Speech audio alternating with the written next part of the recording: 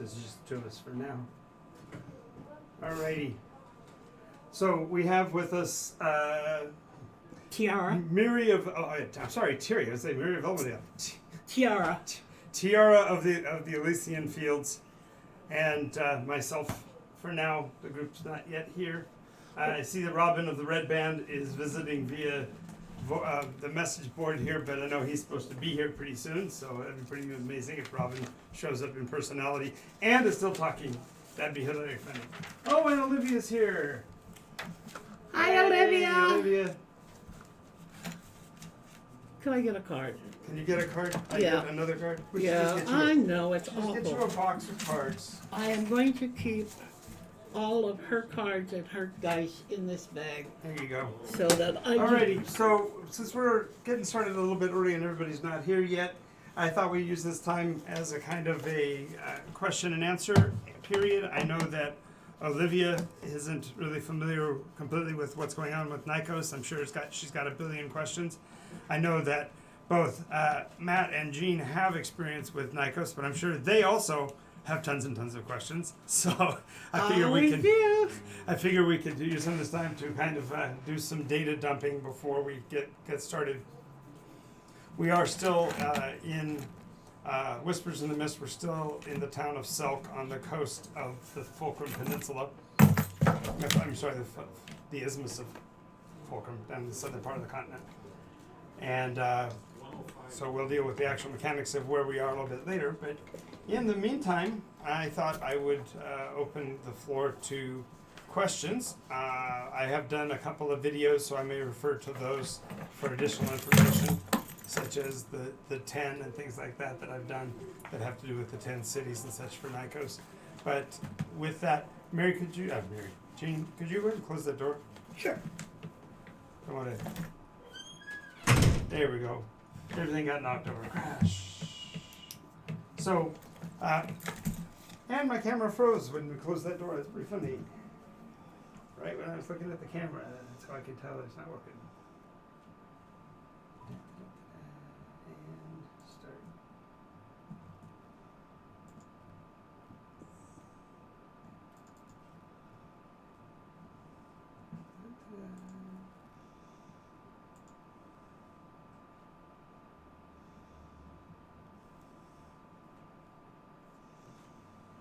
Well, yay, here we go. There we go.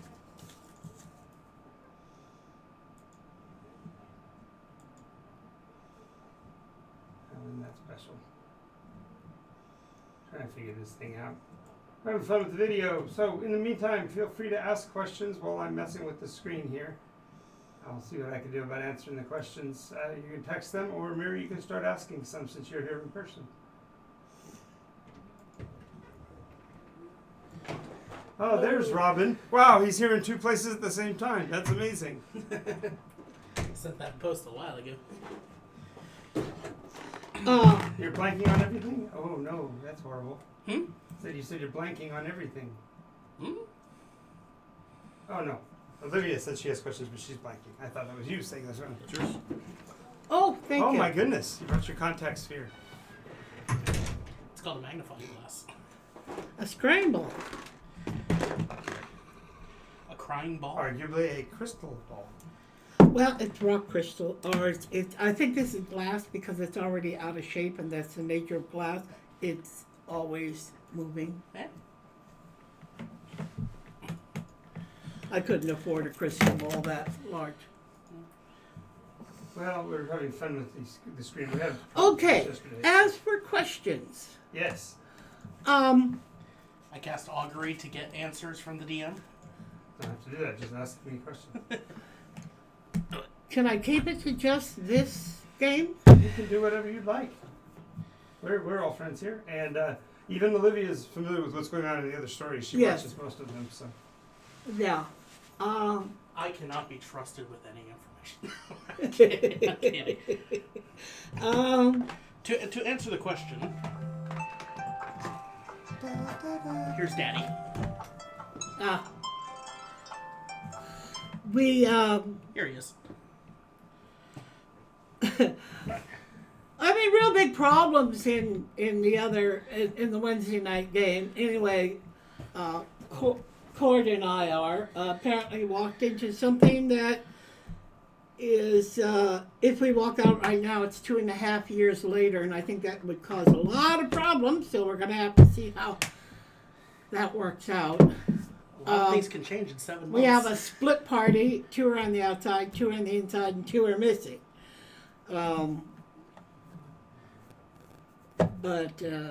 So that's kind of where we left it on Wednesday night. I was about to say Friday. Wednesday I night. don't remember that being on Friday. That's my game. Yeah. Friday night? Friday night? Yeah. I play a gnome on Friday here. I'm the best. We did start Hands down. discussing the nature of Elwindale, which is where Miri is from. Tara knows exactly where she's from. It just has no coordinates to Earth. And she's already figured out she can't talk about where she's from. It seems to cause problems. So she's from where? Somewhere that way. You know what a circle is, right? Yeah. It's around. Yeah. I'm from around.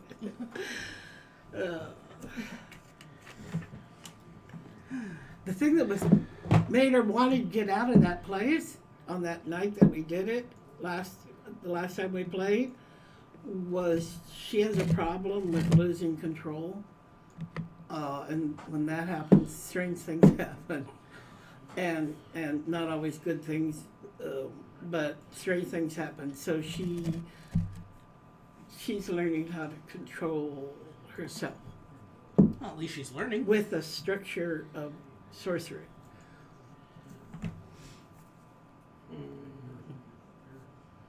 At least And I need to find out about what familiars I can get. So, when I actually was making her, it only offered 3, none of which, homunculus I wanted nothing to do with. One was a closet and something was something else. Certainly there's got to be a different set of familiars in those 3. Well, the funny thing is, the homunculus is not necessarily evil. It's not. She won't deal with that because it's artificial. It's not real. Oh, she's one of those people. I don't put anything in my body that's not natural. I don't wear anything unnatural. I only wear natural fibers. I only fight people with natural weapons. No, she'll fight him with whatever she has. That's not it because it's natural to her. What's the matter with homunculus you? is natural to itself. Oh, that reminds me. Jesus, that's what's neat. It's like her ball does things. It goes. See, that's the way I usually chair it, and then when I pick it up, it kind of goes that. And maybe John, we need eventually to I'll be build able to you a get one working- like that. We need to build you a working orrery. A what? A working orrery. The large spinning planetariums. Orrery, yeah. Yeah. We need to build him one. Yes, I'm working on a couple things. One of which is Bryce is building us a space model. He found a way to create a solar system using actual physics and then explaining away the parts that don't make sense to actually make it visually that you can see Nycos orbiting Nimbus, orbiting Helios. Okay, Nimbus is a planet. Nimbus is the sun. Nimbus is our solar body, but it is a protostar, a brown dwarf star. What about the other one, Helios? Helios is a much more brilliant yellow type star. The dragons are in what star? Nycos. Nimbus. Nimbus. Nimbus. Nycos Yes, is our it's place. ours. The body that we orbit is Nimbus, Okay. and that orbits. It's a Helios. proto brown dwarf. Yes, protostar, brown dwarf star. So Okay. the video that Bryce is making, we've actually figured out how to do it in multiple phases. So he's actually doing sound voiceovers for it as the people discovering Things. in each iteration from the outside perspective. So in other words, mortals sent a probe way back in first iteration, and then in second iteration they launched the first manned craft. Then in third iteration they sent a military expedition. Then in fourth iteration they actually were involved with an internecine planetary conflict, so they never made an attempt to get here. Then in fifth, the Arlem go back and try to bring mortals through another way, and so on. And so the videos he's making are in each iteration from their perspective of what they see about what Nycos is and things like that. So it's literally the discovery process, and it's really kind of cute because if you've heard Bryce speak in his normal voice, it's hard to believe that he can do accents and stuff. But he did the first one sounded like he was from Houston Control, total Southerner. It was very funny. So yeah, so that'll be available as soon as he gets done with it, and we'll be posting that. Also, so I'll answer the question you asked, and then Olivia's got one. So the question you asked was, what other familiars are available to a sorcerer? okay, so realize that sorcery is new. Sorcerers didn't exist in previous iterations as such. Because Dungeons and Dragons, when I first started playing, way back in 1970 something, sorcerer was a level of a spellcaster. You started off as an adept and you worked your way up, but sorcery was a level name. Okay. Just like warlock, just like wizard and so on. They were names of the level of Not your the class. spellcaster. Right. A magic user was a magic user. It kind of blurred it all together. When you ask what is available as a familiar, you're asking a really loaded question, because the question is, as he was mentioning, where are you drawing your resources from? What is the purpose for having a familiar? Historically, and this is what I draw upon for my understanding of familiars, historically a familiar is not something you choose, but it is a familiar spirit sent by whatever power you're drawing upon as a paraclete, would be a nice way to say it, as a one who walks with you. It's in Christianity, the Holy Spirit is sort of like our familiar. Okay. It is that who speaks to the gods in voices we cannot speak. Well, I'm not Or draws exactly, upon. haven't quite exactly figured out where she draws it from. Just from the Well, you idea of the divine or the holy. Well, you came to this standpoint of being an ASMR divine soul sorcerer, Yes. which means you're not from Nycos at all. Right. Right, you're from somewhere else. Somewhere else. And up until 126 years ago, which is an asterisk, either 150 years or 1500 years ago, as people count, the revening occurred. And when the revening occurred, the planet suddenly became accessible to the outer planes and the inner planes. Yeah. Before that, there was no access. Yeah. So And all deity before that was from within, and you are now from without. Okay. So Part of my crystal collection. Okay.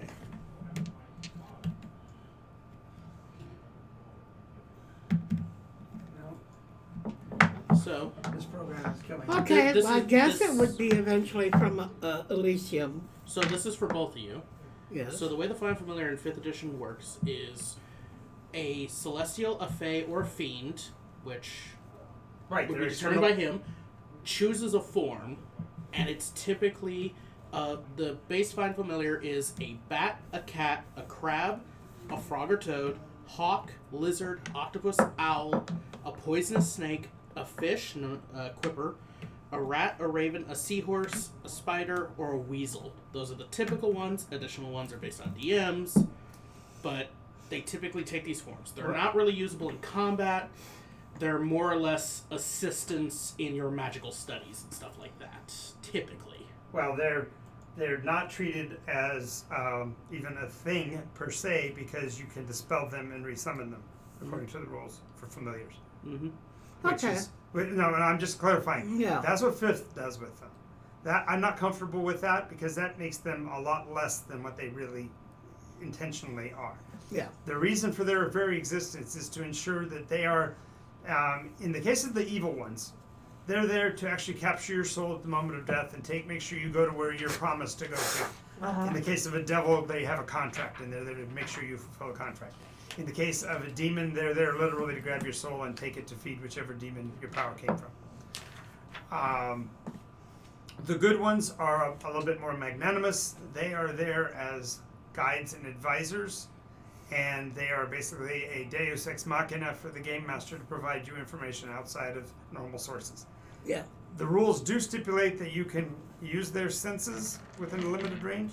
For base ones, they act independently of you, always obeys your command to a degree. In combat, it rolls its own initiative and acts on its own turn.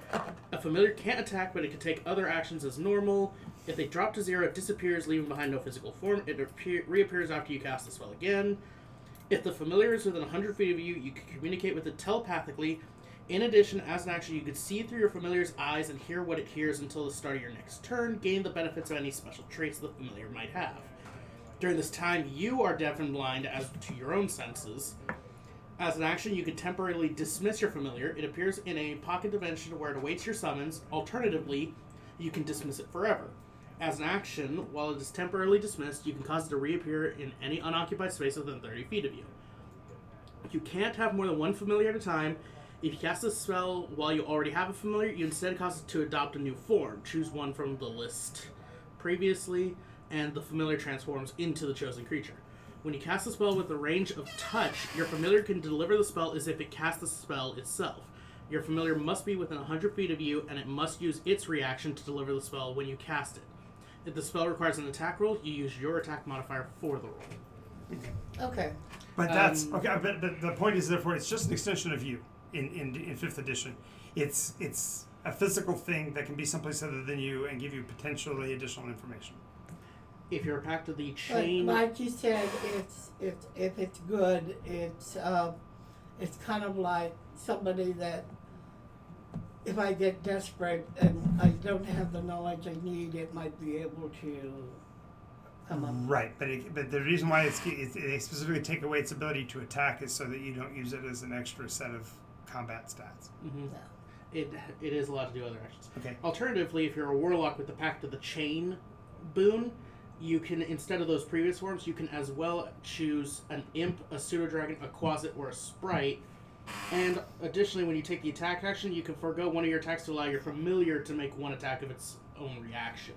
So warlock is the only one where the familiar gets to attack. Right, but then it's the issue there is that You lose your attacks. but all of them still confer the same rules as far as their disappearance. Yes. And my challenge with that is that the familiar's purpose of being an information source should have more ramifications and be more dangerous to the user, because it's with great power comes great responsibility, and having a second personality that you as a player are responsible for, that is your familiar, I feel that there should be more dangers. So therefore, many of the rules that apply to 2nd edition version, for example, I adhere to. So, for example, if at first all you're doing is casting this ability, whatever, then it's just a magical thing. But if you insist on naming it and giving it personality and putting clothing on it and stuff, now you're imbuing it with part of your essence, and therefore when you go down, or when it goes down, when it takes damage, you take damage. You are binding yourself to it, and the more tightly you make that bond, the more devastating it can be to you when that familiar dies or gets What's the dispatched. benefit of naming it? What is the benefit? Yeah, what's the benefit? If Well, there is a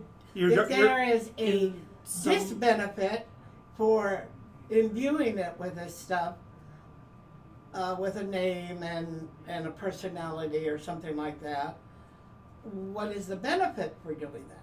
Nothing? In some magical beliefs, not necessarily D&D, having a named familiar imparts that it's actually a stronger one and has more ability and more It already has personality. But what I'm referring to is that a familiar that gets named and all of that is more than just a...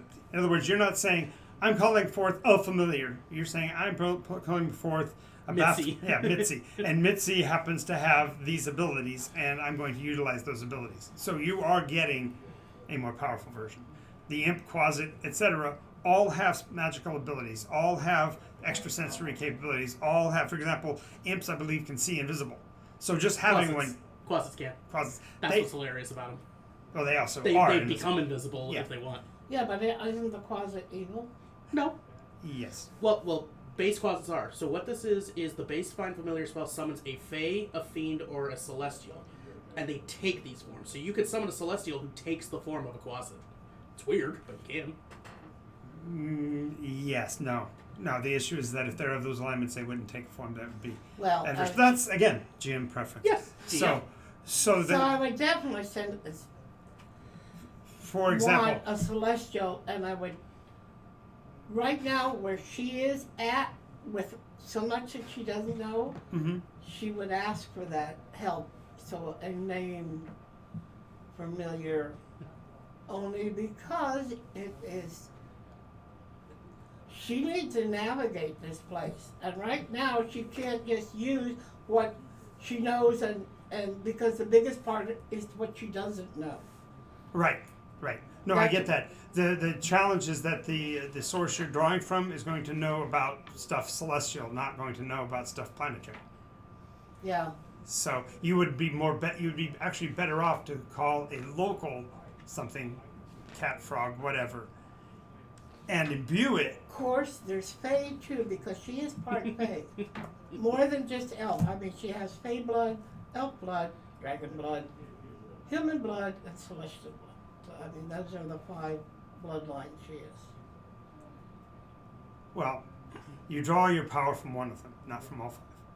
You have to choose which one you're drawing from, and that's the one you're going to get.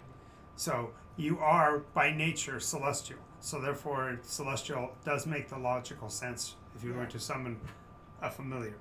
But realize that, as I said, a familiar is a familiar spirit. Everyone thinks that it's a familiar, meaning it's familiar with the world, and that's not what it means at all. It means it's familiar and intimate with you. It knows everything about you. And it's there to help you, but only to the effect of it keeping its obligation to contracts. If it's evil, it's necessarily there to do you harm in the long, long term. It's to prevent me from doing harm to myself. Well, you're talking about the good versions? No, it's an advisor. Have you seen, for a movie version, have you seen the original Clash of Titans? I can't remember. No, I've seen a lot.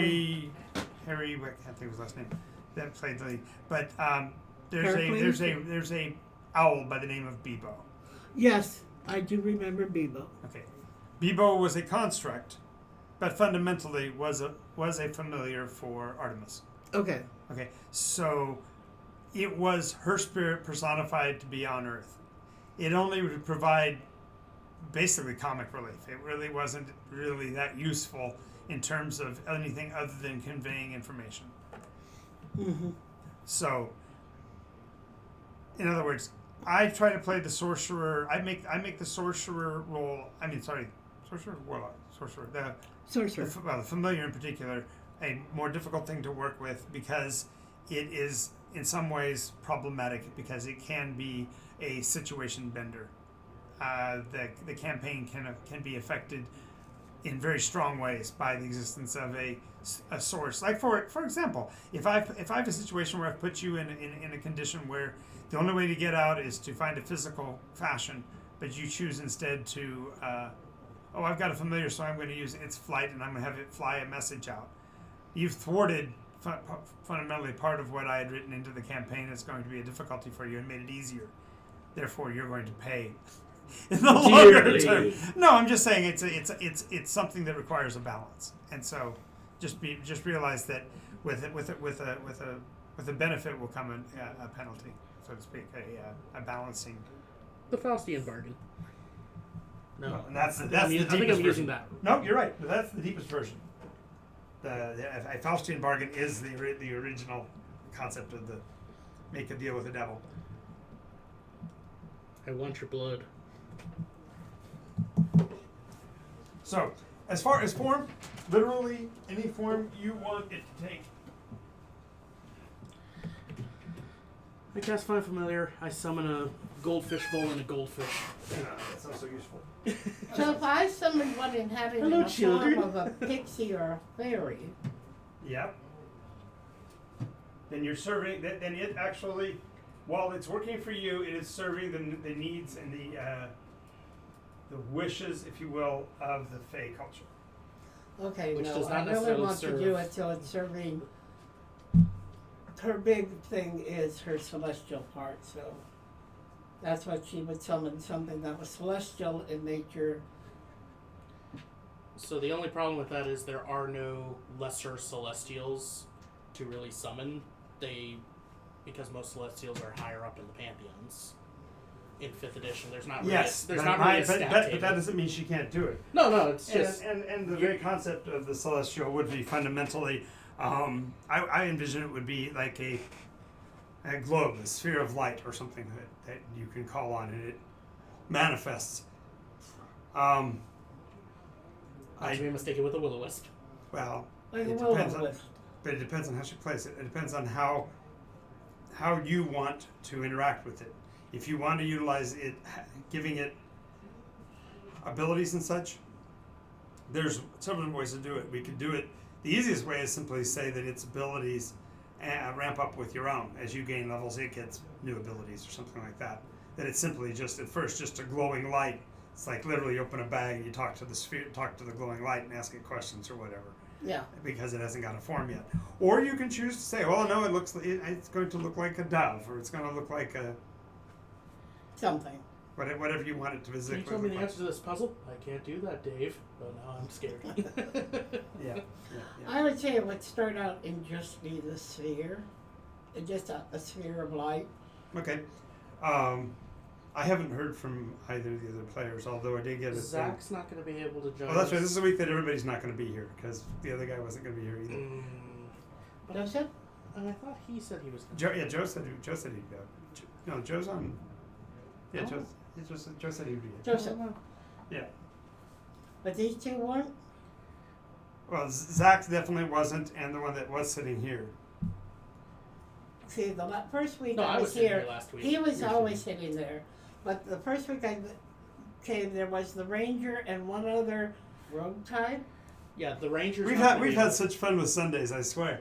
So actually, this is kind of casual. We just, as far as that goes, we can talk forever. But the question that Olivia asked is, what other kinds of creatures are uniquely Nycosian?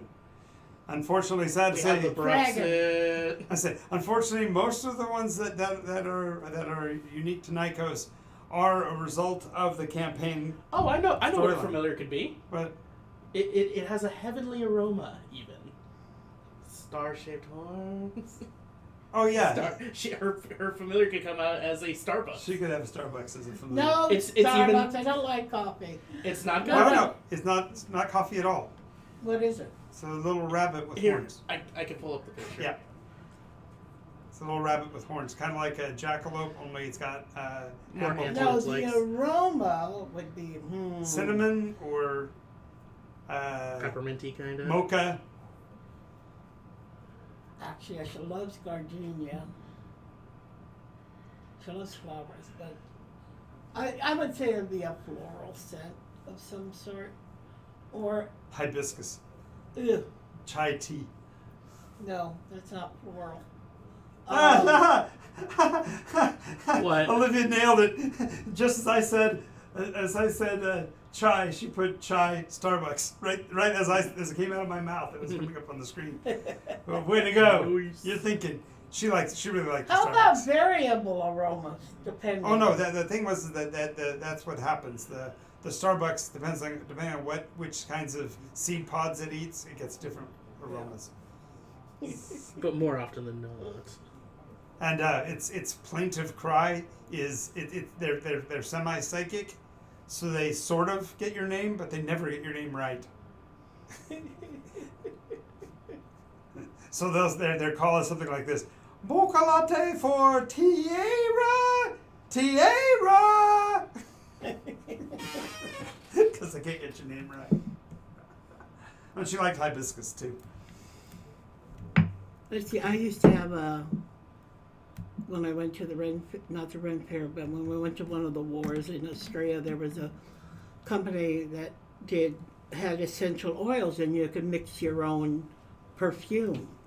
And my favorite one was gardenia, pink frangipani, lilies of the valley, a bit of vanilla musk, and a touch of carnation. And oh my God, it was beautiful. Anyway, so she was asking about the different kinds of creatures. First of all, Nycosian dragons are not regular dragons. We already know that. Yes. They're I wonder if you could have a spirit shaped like a dragon. in the long term, sure. In the long term. A dragon of light. Of course, recent creations include all of the sect gens. That's been in the last iteration.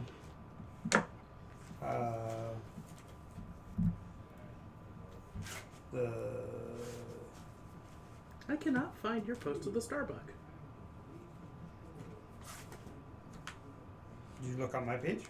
Yeah. Nycos DND? Yeah. Nycos DND, Boy, Nycos that doesn't D&D even want to Warriors. stop moving. How about coming to a rest? Finally. Let's see. Of the sect gen, I think my favorite are probably the fish. The fish? Fish. What's a fish? Well, the Fishy, fishies. they're piscatine, which means they are fish second Genesis creatures, but they speak in a high squeaky voice, and they can't say the word fish. They say fish. We are fish. Fish are food. And they burble. Fish are friends. And they They what? their speech is burbly. Yes. They can speak. Like they're blowing bubble speech into the water. No, but that's really funny. I had a person playing a piscatine, a fish, who chose to not know how to swim. It was hysterical. He went to an aquatic adventure thinking that the fish person was going to help them, and he's like, "I'm sorry, I no swim. I fish." Let's see. Another creature coming out in the near future is the vagabond bear cat. I'm not going to spoil it, but it'll be coming out in the module in the Finally. next month or so. You found it! Finally. That's just it. That's a Starbucks.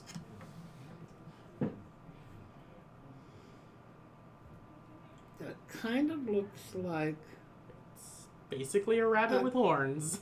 well, that's not how a rabbit stands. They rarely stand up like that.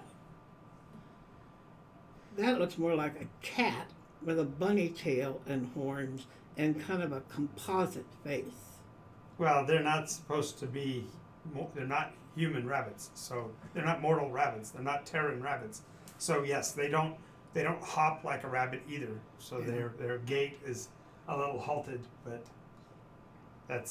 I actually commissioned that piece of art to be drawn by my nephew, and Cool. he's going to be one of the official artists for the Nycos stuff going forward. Oh, which reminds me, I need you to finish the logo with Here. Oh, with the multicolors? Yeah. Yeah, I'll try and get them to you. Okay. Also, you have, we're going to send me the framework or whatever for. Oh, the, Yeah. yeah, I've been working on them. There was an issue with the program that I was using. Yeah. No worries. Because what I like to do is I'll do a little bit of it, then I'll check and see if it's Compatible? well, no, not compatible. Because more or less you gotta do a bit of coding with the program, so that it comes out. Oh, I can't, so don't make it, so don't send it if it requires that, I can't do it. Oh no. So the only thing is when you make it into a PDF file, it's the done thing, so it looks like pages from an actual book for D&D. Right. But So I'm just the saying- only thing is I'm trying to make it come out so it doesn't look like you only get half of the picture or something, half Right. of the description on one page, I and got the you. rest is gone. I got you. I'm trying to make sure it's all perfectly formatted and everything for you. Let's see. A lot of the life forms on Nycos are directly from other sources, but what I did really kind of cleverly is I replaced all the names of them. So for example, when you hear the word troll, most people get the idea the Dungeons and Dragons troll, which is the big green with black kind of Dreadlocks. nappy hair and Claws. warts all over it, and big long claws that regenerates and is immune to fire and Dies to fire. vulnerable to fire. On Nycos, there are no trolls like that. That the term troll applies to a hairy creature that is actually resistant to fire because it lives in marshes and bogs.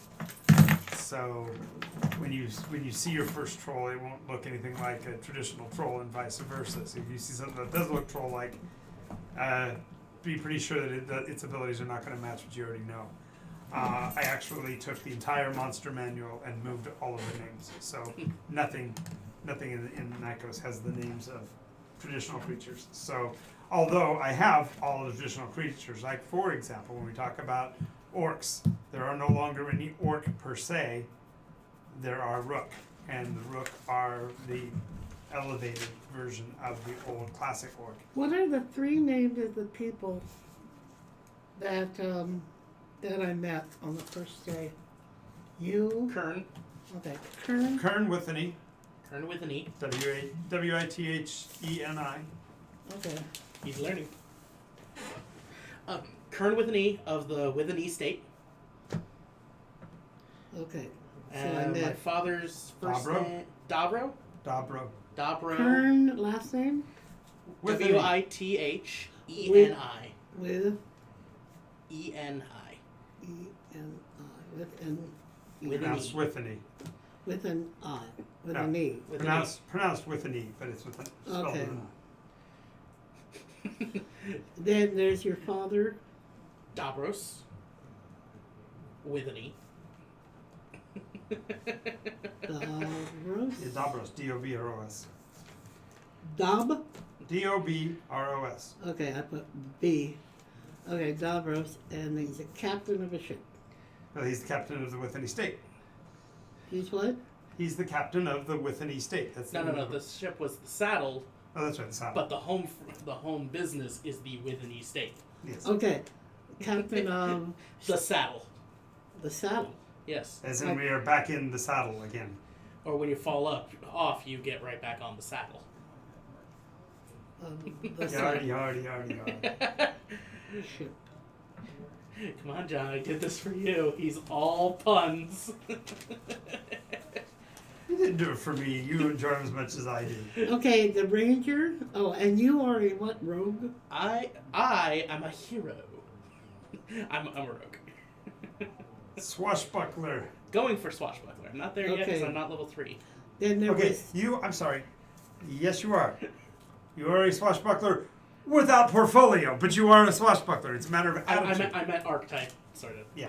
What I'm that getting comes at is later. no, it doesn't. That's what this is a I key. went for- No, this is really key Yeah. to role play development.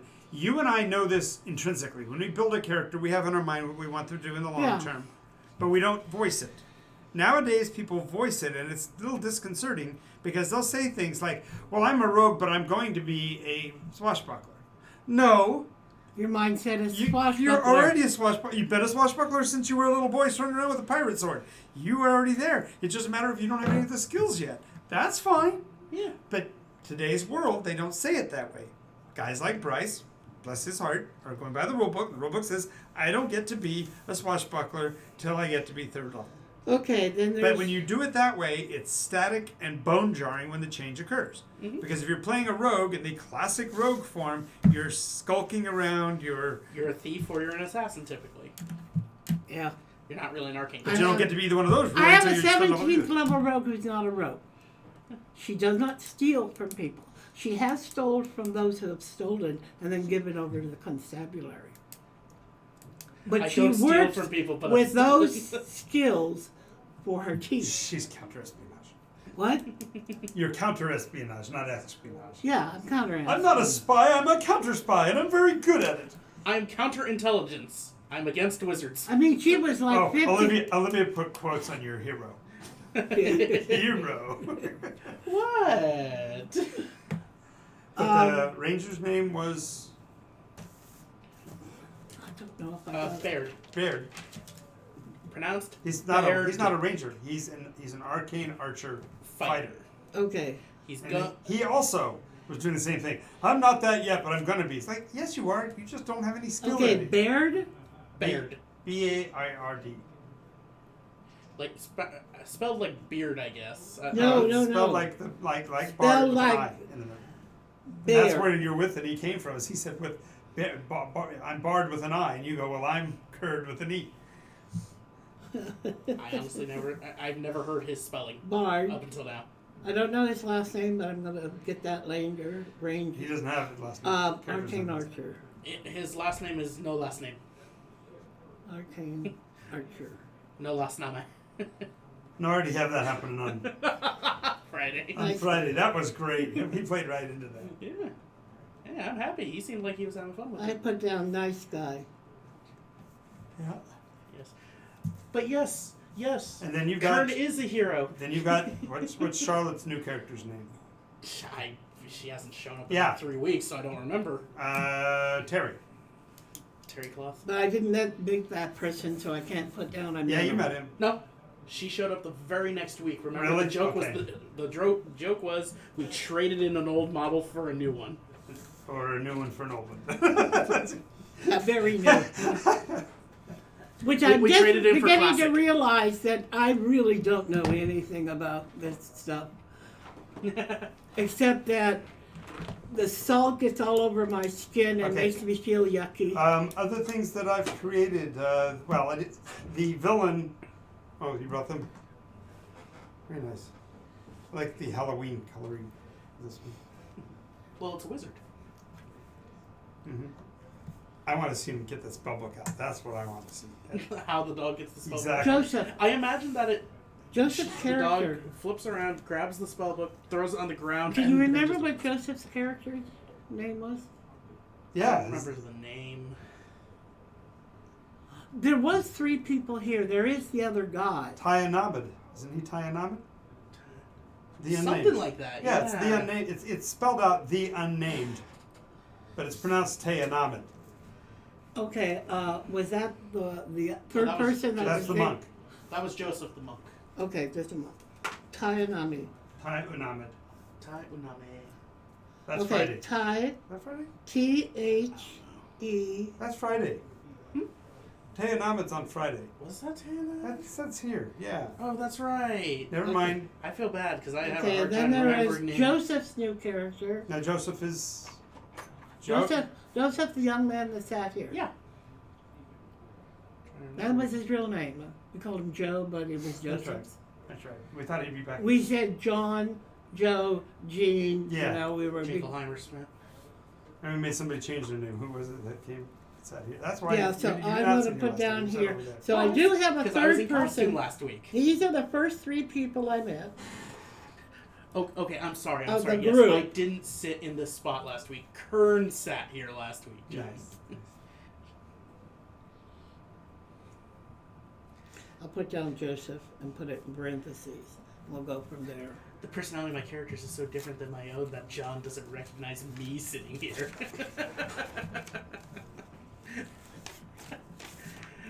Oh, last week because we kept doing all the blind guy jokes on me. Yeah, that's right.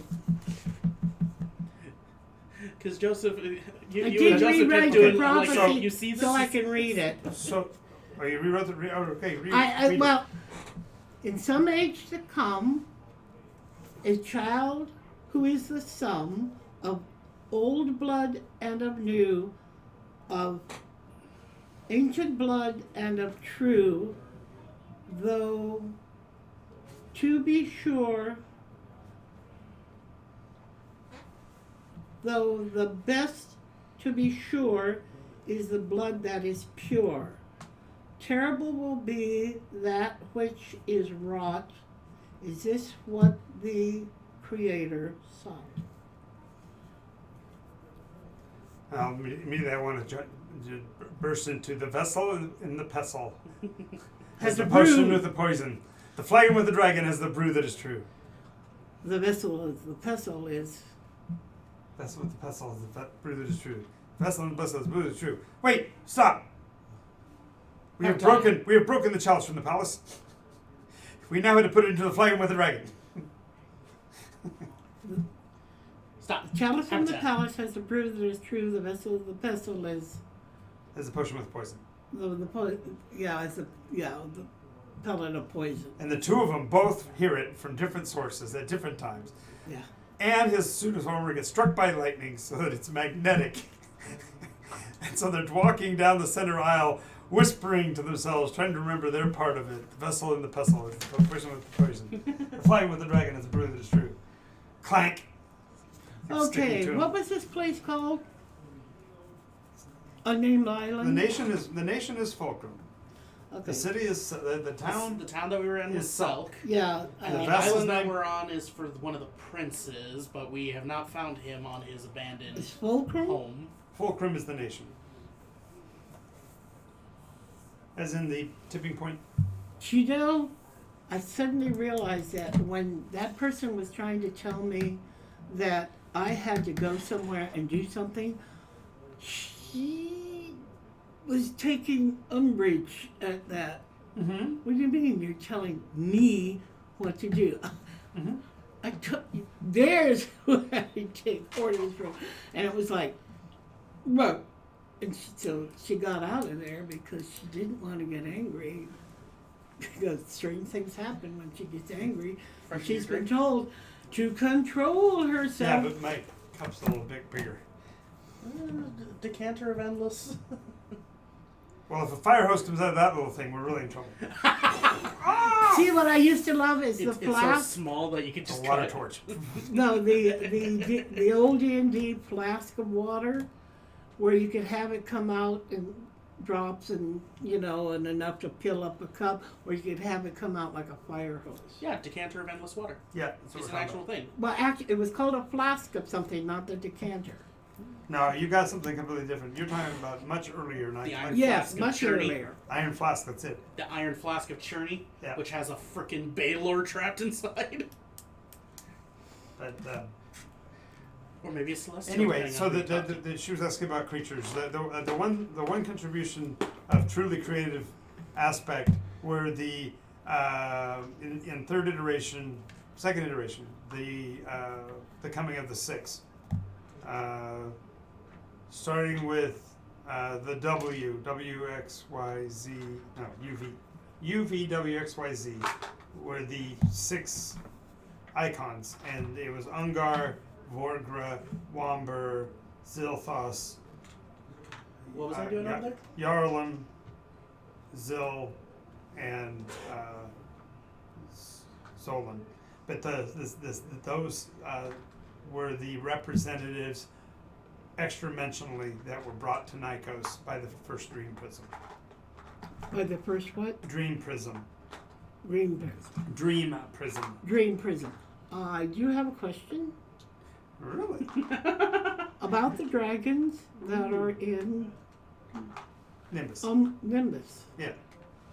Were they different colors or just creatures of light? If they're They- in Nimbus, they're prismatic. They are gems. They are gem-like in consistency. Okay. Their colorations match the colors of gems, and yes, they do cover the spectrum rainbow-wise. So there's ruby dragons, emerald dragons. Ruby, Ooh, I want Paparasha, sapphire, which is orange. So is yellow- Tanzanite. Tanzanite is purple. I'm thinking of the wrong one. Tanzanite is.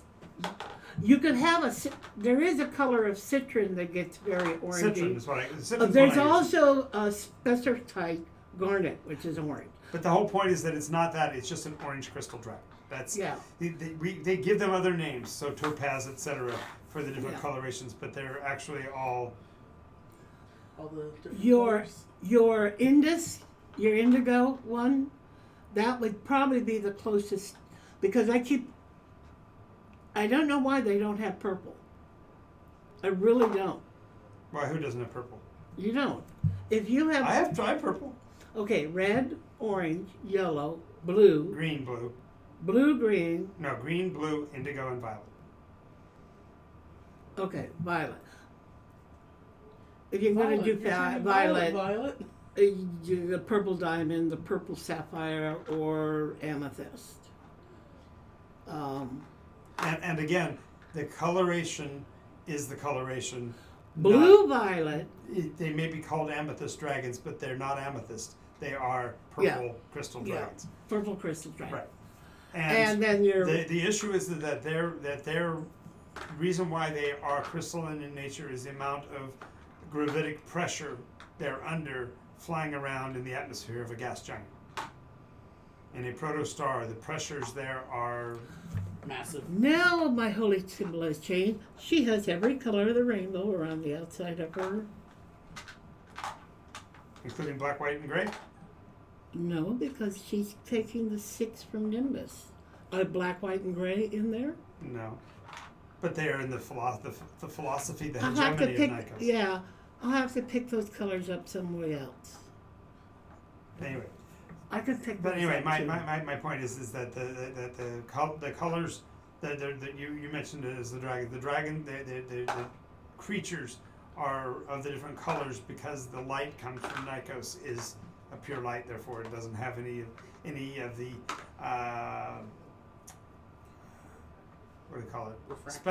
Spectroscopic refraction lines, right?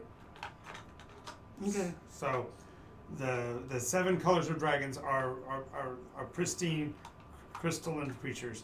They come to Nycos periodically for respite from the incredible pressures that they're under. If they are attacked or damaged. Or if they are damaged, injured in any way, if they have taken any damage while they are on Nycos, they can no longer transition homeward because when they do, the crystal would shatter because of the impurities in it caused by the damage. Therefore, when you do that, you piss off the dragon, and the dragon takes on the prismatic colors. The chromatic colors. Red, black, loses their blue. prismatic sheen. Yeah, exactly. And the resilience. And it also means that they're fundamentally being polluted by the very energy that they normally feed on. So they literally become what they eat. Can they heal and then go back? They can never go home. If they've ever been injured, they never go. Well, then they best not Do come any down damage there. to them and they become evicted.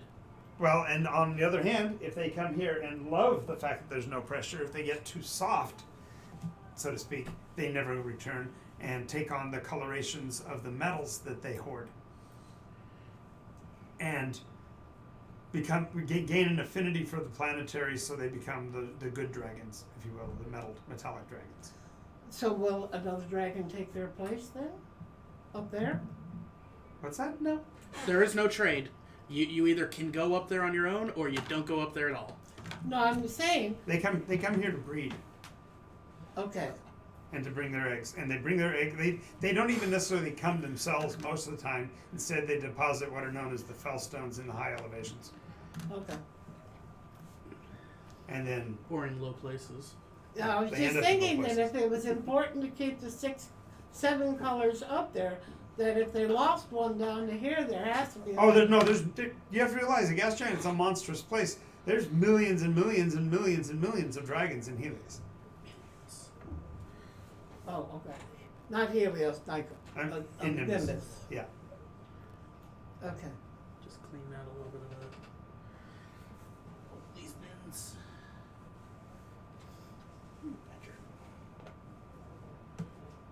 So, yeah. So the dragons that come to visit they come literally on kind of like a vacation, just to a respite away from the pressures.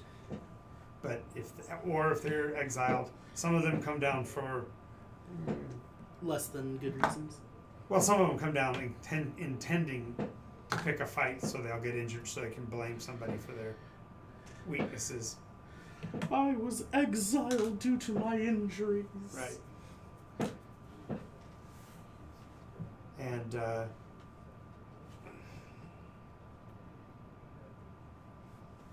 So even amongst them, there's good and evil. well, they span the spectrum. But you won't find, for example, a metallic dragon that is not good. You won't find a chromatic that is not good. In some way, shape, or form. So that they form follows function. so to speak. They are how they act. Harry Potter is my wife. That's a cute one. Yes. Yeah, we better not damage those dragons. No, because unless you're hunting them, that's a whole different ball of wax, because there is a problem with potentially overpopulation, because the dragons don't really worry about ecology. Resources. If there's enough food, they'll live someplace, even if it means taking food from other people's. The idea of the evil dragons and whatnot is very much a reality. And the prismatics, although they stay at high elevations usually to be closer to their home pressures, they go down too low. It gets too much like home, so they rush back. So, but there are people who hunt the dragons because of the amount of energy and magical potential they have. If you weren't aware, I'll mention it again, that magic energy emanates from Nimbus in the form of radiation that permeates all. It's kind of like neutrinos. Well, yeah, Vex. Right, Vex. Now, so every group, when we changed it and we found out what the others were calling it, does everybody on Nycos now call it Vex? Because it's in their mindset, or what? No, it was the fact that when you went back, you changed things so that the interaction with the material was more clearly defined when you came back. Oh, okay. So, although it's new to you, it had been here in the world ever since whatever point in time it was, back in third iteration, that you changed things that caused other changes that leave it being called Vex. Yeah, that particular trip cost me my god. Though she has to agree with Veritas that he was vain. He was more concerned about what I felt about him. Oh, that's okay. Don't pick up anything and take it anywhere it doesn't belong. Don't take it anywhere. I wonder if this is what he'll look like when he gets done with his transformation. Who? Oh, Ralgrim's decided he's going to go ahead and spend the wish and become deity next week. Ah. Yes, it's going to be hysterical. It's going to be a lot of fun. No, he's going to become a deity? He'll just be the good boy or something. Yeah. Let's see how all that goes.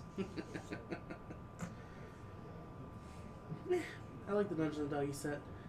I agree with Ashley. The most annoying part of it was just the smaller animals. The chihuahua. Don't understand the attraction, but there are people that like that kind of stuff. I just like the fact that it gives you an opportunity, because one of the things that you can build for in 5th edition is armored animal companions. So it gives you a chance to have your armored mastiff or something with you in battle. No, I get mechanically why the models are there. I don't get the attraction for playing as one. Yeah, that I agree with. I don't completely understand it. I see some. I can see some. Okay. So maybe it's cultural. I'm perfectly okay, for example, with the idea of an uplifted mice or rats like Secrets of Nim or Redwall, where they already have little hands. They do things with them. They don't have the full opposable thumbs, but they do some tool use and things like that. So it almost makes sense for an uplifted mouse or a rat to be able to pick up and wield a little tiny sword. That's kind of cute. Toothpick. Yeah, whatever. Or the plastic swords that they. Well, no. In the case of Redwall, they actually have armorers and stuff. In that storyline, they do. In the case of Secrets of Nim, again, they also figure out how to do all of that, stealing power from the humans. I've actually been meaning to watch that one, but I've never seen it. You're killing me, Smalls. Holy crap. What's that? Secret of Nim. I've never seen it. I've been meaning to watch it, but I saw it once. I'm too busy trying to find half these movies that I can't even locate them. Although I think I might be able to Secrets find of Nim these. I saw. It was a long time ago. First of all, you notice they were talking about the dragons. This crap. So the magic spewing holy dragons enter this world from is super useful. need to find a way to protect this realm, close off the dragons, while keeping the magic. Yes! He sounds just like a human being. Who's discovered that Vex emanates from the world and wants it all for themselves. Wonder why they're coming in groups of 300,000 strong. To rob our planet of Vex. She knows Yeah, now, yeah. Mary knows now, that there's a corporation and they're here to take Vex. These people have come to farm Vex and take it off planet to use it as fuel for whatever they decide to use it for. So you Right. you Well, were saying- Harry Potter's comment also is that the idea of animalistics that are uplifted, that is the sect-gen. The reason why we have rabbit people and dog people and cat people. Horse people and Well, fish no people. horse people as I know of yet. Okay. No, no one's that, been that's horseman yet. well, no. There's an attempt to get horses back to mortal form. Now that one group's found out that Ivory's body is in what's his name's basement. Ivory. Yeah, Which groups figured that out? Friday. You sure about that? I would walk right by. I think they're a you little- walk I right think- by it, but I unfortunately think that we might not be able to help a lot of people in the next week or two with Friday. that'll be okay. No, yeah, we pretty Why is that? well. Watch the stream. Go back and watch and you'll find out. Yeah. So, anyway, yeah, they his point is that they would make armor out of other things, and yes, they certainly could hunt down giant snails or, heaven forbid, really powerful magic dragons and make it out of their scales or something. I don't know. I don't know anybody. I can't think of anybody that would be upset with people hunting dragons. Oh Well, wait. We had a thing where Hey, we kill giant magical snails for a living. Dragons are the same thing, right? Yeah. I was going to say that In fact, in they one don't game carry that their we homes on their played, back, so I think they might be weaker. while you, Olivia's surprised you haven't seen Secret of Nip. Secret of Nim. Like I said, it's been on my list for a while. It's just I've never had the opportunity to. It was made in the freaking 80s. It should have been on your list your entire freaking life. And the problem is, growing up, my father and mother hated going to the video rental store and hated buying movies. So if it wasn't on TV, I couldn't watch it. Yeah, I'm sure it was on TV. I'm sure it was. And then I had an older brother who would hoard the remote. As my father would say, AEWW. Any excuse will work. Exactly. But yeah, so So I more or less played with Legos all dang day. not a bad thing. It's not. I loved it. It was fun. So the there was, it used to say if you had dragon hide and you killed the dragon, then you really didn't gain any of the benefits of the black dragon other than its hide. But we had it that if a dragon gifted you with a living scale, that they took off a living scale, and it was imbued with the properties of the dragon. that all depends. It all depends on the lore. Yeah. In my case, dragons are plentiful enough that if you want to hunt them, you could hunt them. But Things. yeah, there's reasons to not hunt them as well. Oh, As I far got, as I got a dragon scale. Oh, what's it do? Oh, it tells me their weight. and yeah, nice. And the seventh iteration helped me by unifying many of the cultures. They unified the Eldrin. The unifier of all the races. Yes. When are we in 8th or 7th? I don't know where we are. Technically, We are closer in the to now. 8. We're in the now. The now is that period of time that exists after an event called the Revening. Okay, so 7th was where the Revening happened. The prior to the Revening, we don't know. Prior to the Revening, we Because the point at which the Revening occurred, all classically common knowledge cultures lost all of their history. Every written book, every poem, every riddle, every lore. Then how did this survive? Oh, it came from the before time. Then it went up there, in the Dark Ages. where I was.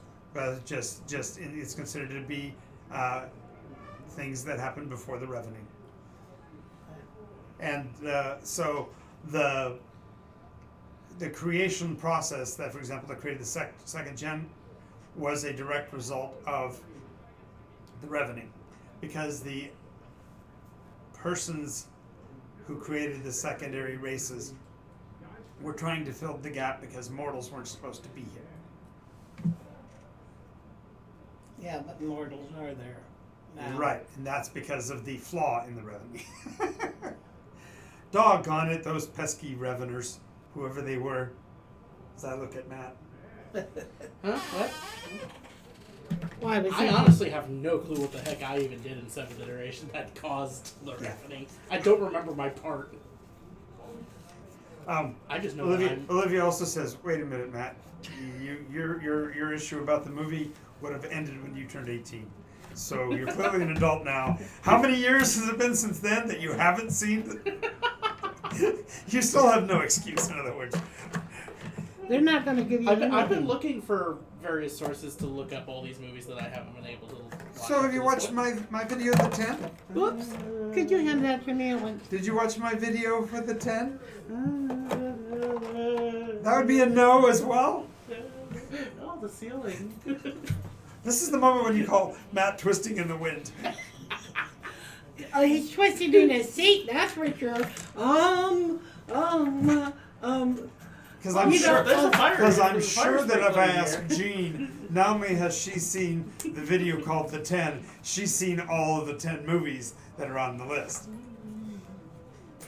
I don't know. So There's you one haven't on seen there. the video. No, there's a lot of them I have seen. Okay. Okay. Princess when- Bride, check.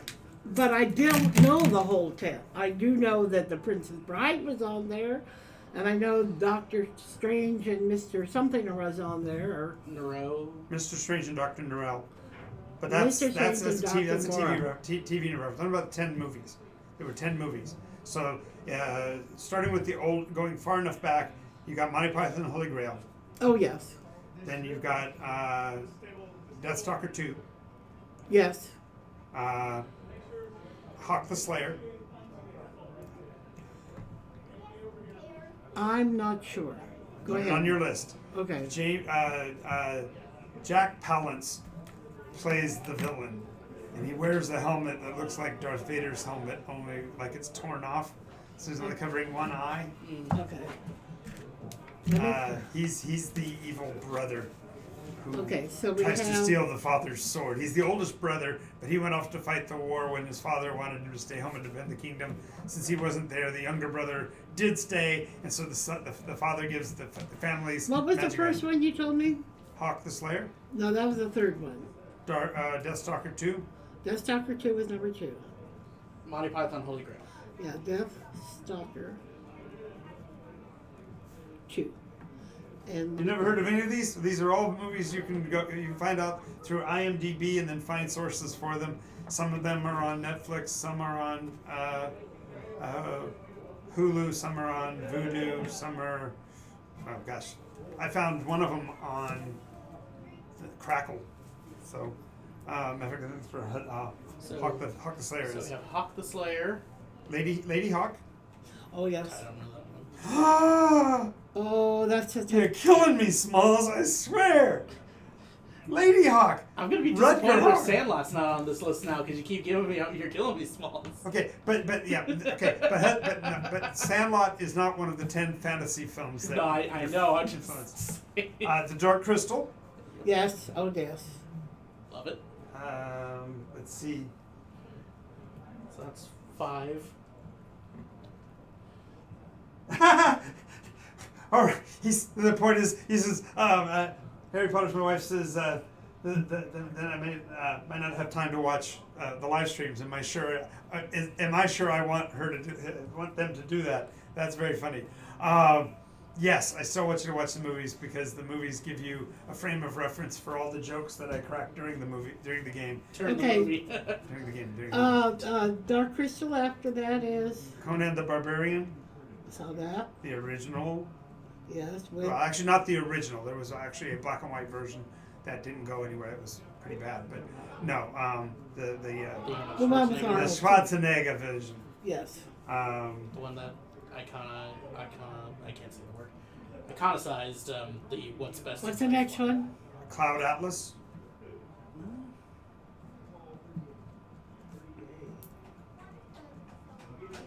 Okay. I don't think I've seen that one. That's a Wachowski movie. That's a newer one, right? Yeah. Yeah, It didn't look interesting to me. That's why. It's really really good. It's actually it was very badly promoted.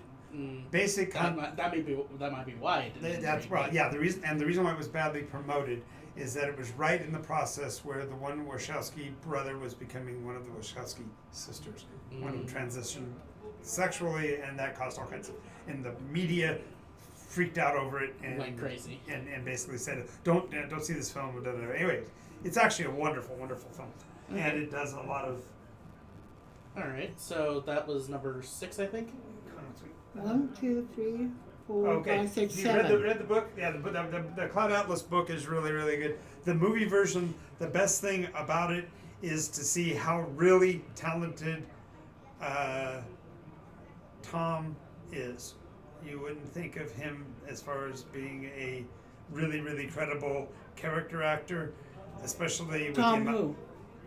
Hanks. Oh, okay. Tom Hanks plays 7 different roles in Oh. the story, and it's basically very influential to the Nycos game world concept because it's 7 different chronological periods in a story arc, Yep. and the same characters keep flipping through time, taking different roles. Okay, what's the next one? So that's Cloud Atlas is number 7. Of course, there's So I didn't do them in order. If I do them in the way I did it the first time, I did it by history. So Monty Python and the Holy Grail first, Yep. because you have to have that sense of humor. That's where the irony, the appreciation for puns, wordplay, Yep. farce, silliness comes from. No, Indy's not there because Indy's No. not offensive. I failed at doing the The theme. run music. Oh, no. Yeah, there we go. So going back to the original order, make sure I get it right. Hawk this, Monty Python. Monty Python and the Grail, Hawk the Slayer, that's number 2. Deathstalker 2, Yes. That's number 3. Lady Hawk, Yep. Lady Hawk. Where did I write her down? Lady Hawk. There, number 4. Conan the Barbarian, Yep. Conan the Barbarian is number 5. Yep. You gave me Princess Bride, Yep. Princess Bride. I don't think I had that down. Okay, let me write that down. Princess Bride. Okay. Olivia, you can help me out here if you remember the others off the top of your head. I got 4 more to go from 4 more to go from the video list. Well, you gave me Cloud Cloud Atlas is Atlas. last. That's the way down the line. That's the last one. You gave me Dark Crystal. Okay, Dark Crystal. That's right. Where is that? At number 7? 7. Yeah. Okay, and then we have one more. That was Cloud Atlas. Then that Mr. Doctor Strange and Mr. Norrell is not in a fantasy. It's a fantasy setting, but it's almost steampunk era. It's 1800s. Okay. Okay. So 1700s. we've gotten down to 6. There is Cloud Atlas, can't- so it means there's 3 more. My cam got stuck again. That was.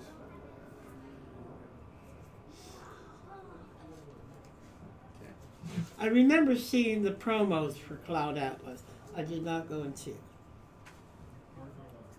Princess Bride, though, I read the book before I ever saw the movie. What's that? Share. The book came out after the movie. But I read the book before I saw the movie. In fact, I knew nothing about the movie until it came out in the theater. It's just funny because All I'm the gonna book say came is out I so much thought- farther after the movie, and a lot of people don't like the book. It's It's just funny.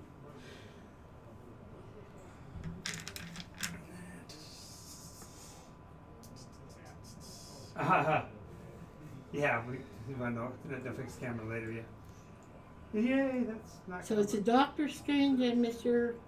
Mr. Strange and Dr. Norrell. Mr. Strange,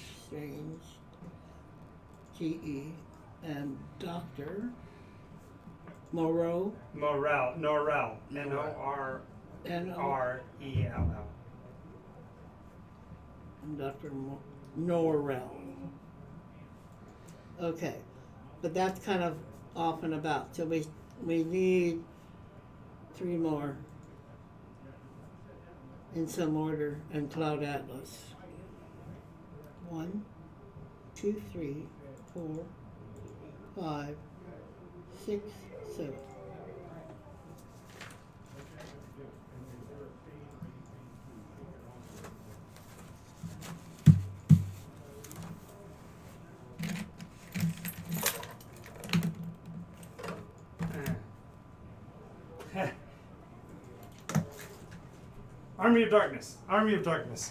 Army of Darkness. Okay. And that More of the humor. Thank you very much for a reminder of that one. Army of Darkness. I'll have to look at Wild Space. Looks like it's just that's one I haven't seen.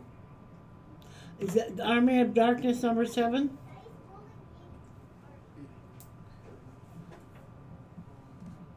Army of Darkness, yeah. We got 7. So we need 2 more plus Cloud Atlas. Wherever that fits in. 2 more fantasy The films. number doesn't really matter. No, but anyway, that's a Stalker start. 2. I'll get you the full list later. Or you can actually go to Deathstalker 2, you said? Deathstalker 2, yeah. You pulled up the video. Right. I just pulled up the video. There you go. I'm just skipping through. Skip it for through the- it, yeah. For the banners. Army of Darkness. Okay, yeah, that's what I thought it was.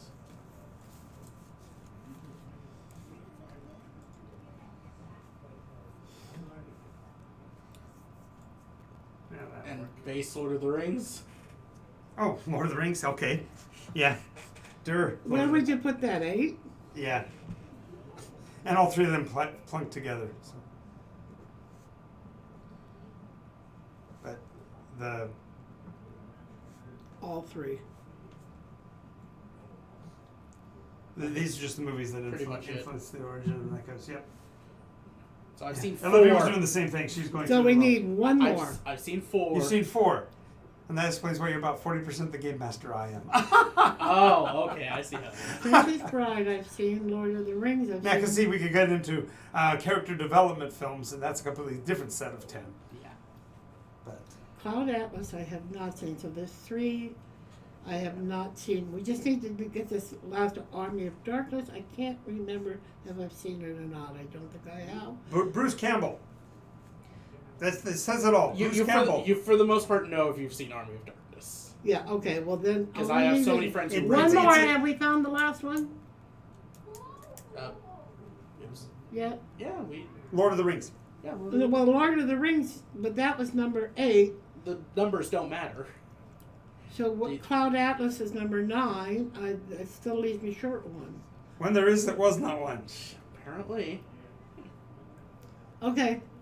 Because if you do all 3 actually of the Lord of the Rings, you've actually come up Monty with Python Holy Grail. 12 of them. Yeah.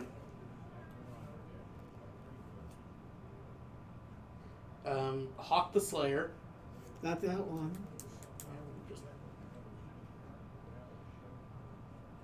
He's rerunning. Conan the Barbarian. Yeah. Got that. Dark Crystal. Got that. See, that one should be number 1. Lady Hawk. Got that.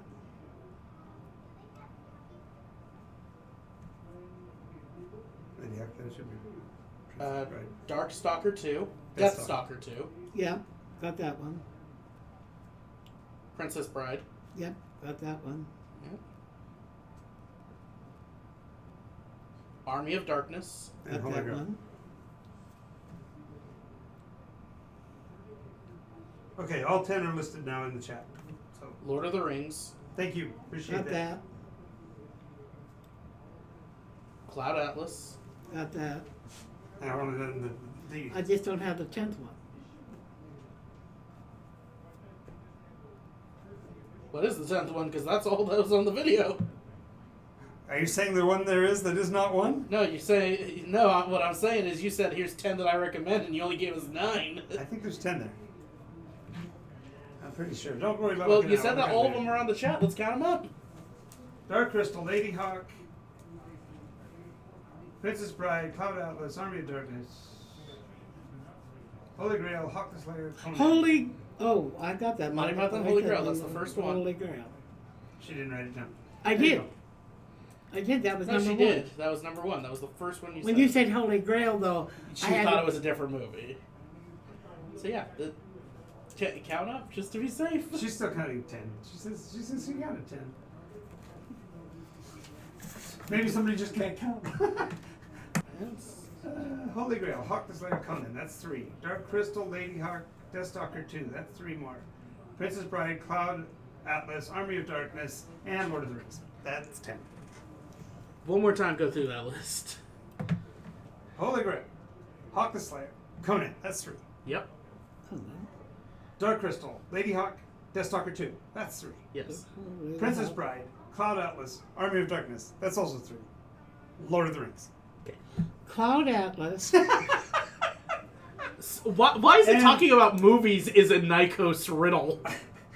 Oh, and he's recommending Wild Space. Harry Potter's recommending Wild Space. I keep saying Wild Betty because Things. it's Oh. Harry Potter's my wife, so I'm Cloud gendering. Atlas is the 10th one. Yes.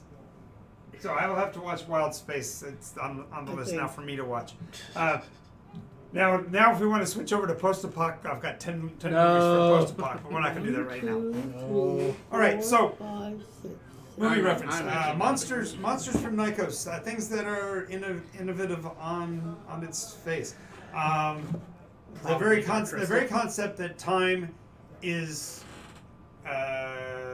temporally constant. That there are things that happen over time that inevitably will repeat.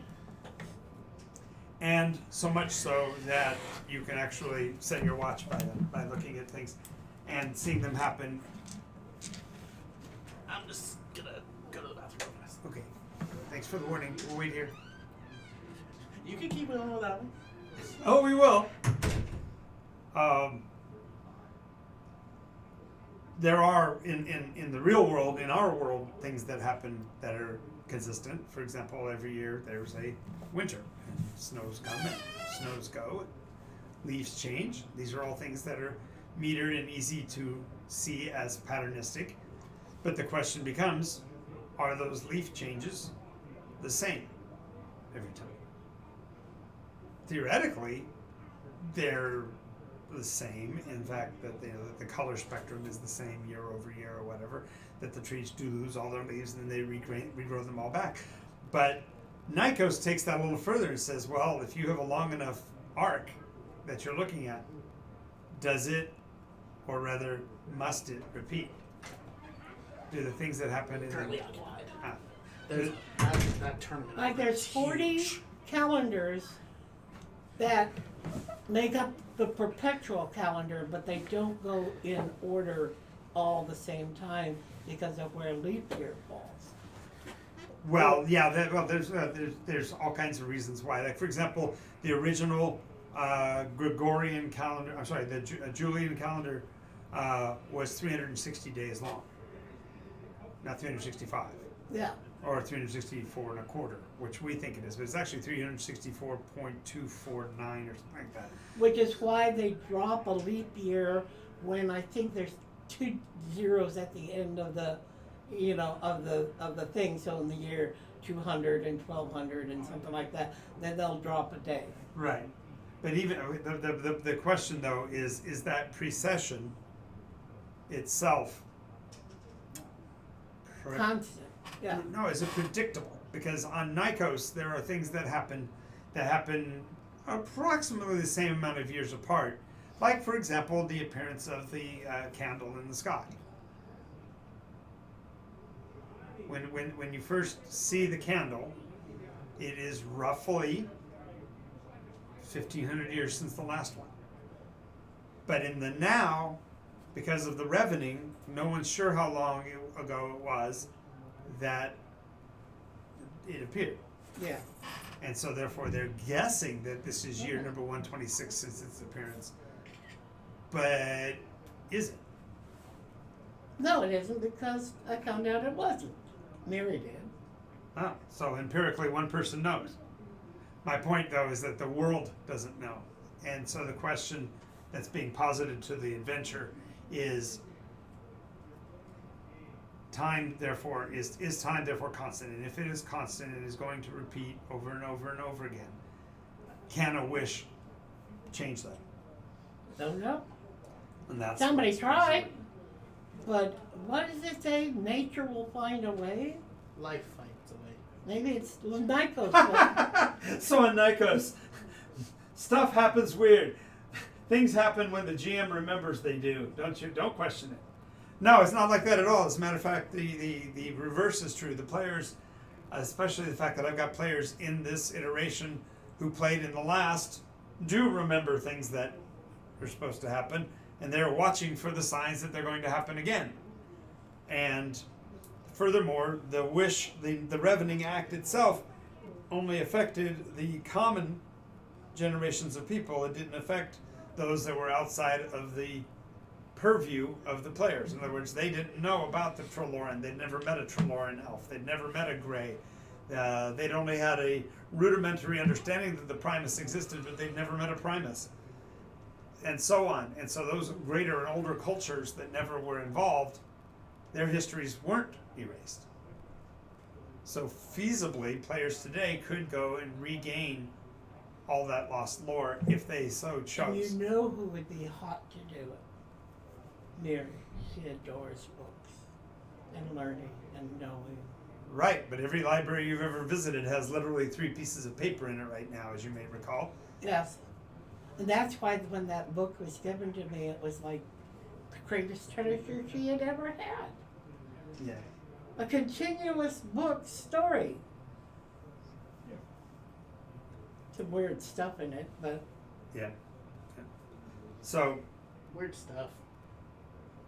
Water to wine. So what I found fascinating in this turn of the campaign, this iteration, is the fact that one group has made it all the way to Paragon levels, fundamentally staying in their own neck of the woods. They until you reach 15th level, really, you hadn't gotten more than 40 miles from home. I agree. Whereas I've got other campaigns. We've gone plenty of times. We got world explorers. What's that? I said we've been in plenty of times. Only one other time, really. No, I was in the 4th and I was in the 3rd. Because remember when we Yeah. went in there after the dragon and the dwarves and the things like Yeah. that? Yeah. For bump of the night, and then we got, by accident, shifted in the 3rd when Yeah. the Mark II blew up. Yeah. Most interesting. Right. All right. So, given the fact that it's just the 2 of you, I don't think that it's really reasonable to try to continue the adventure. Is that Okay. okay to hold off on that? Yeah. I guess so. I don't know what happened. Well, we knew that Zach had told us he wasn't going to be here, right? Mm-hmm. So already knew he wasn't going to be here. And those of you that are viewing the stream, feel free to chime in with other questions or ideas. I could try to give some more information about the creatures or the life forms on Nycos. Culturally, the majority of them, in fact, I should do this. There's a copy of the map available on the website and on the Facebook page, but on the map of Nycos here, you can see it's basically one continental mass made up of 3 subcontinental regions, and therefore there hasn't been a lot of the expected genetic drift that you would have, like for example with a Madagascar or a Australia. Most of the life forms and whatever cross the lines fairly easily. Oh, one interesting note is those that have been watching the stream may be aware, birds have finally come back. The swallows have come back to Capistrano, so to speak. After they came back from third iteration, after a 7-month hiatus, they brought the birds back with them. We found the migratory ones. Who are the main places and nations? There we go. So, there are, I think, 126 nations. Right now, I will give you the list of those that are involved with players, actually playing characters in the continents. And I'll also do a quick update on 3 new nations that have made their presence known. You still haven't given me a name. Anchorton. Anchorton, nice. Anchorton. D-O-N. A-N-K-A-R? A-N-K-O-R-D-O-N. Okay. So, the primary nations of Nycos currently are in the area of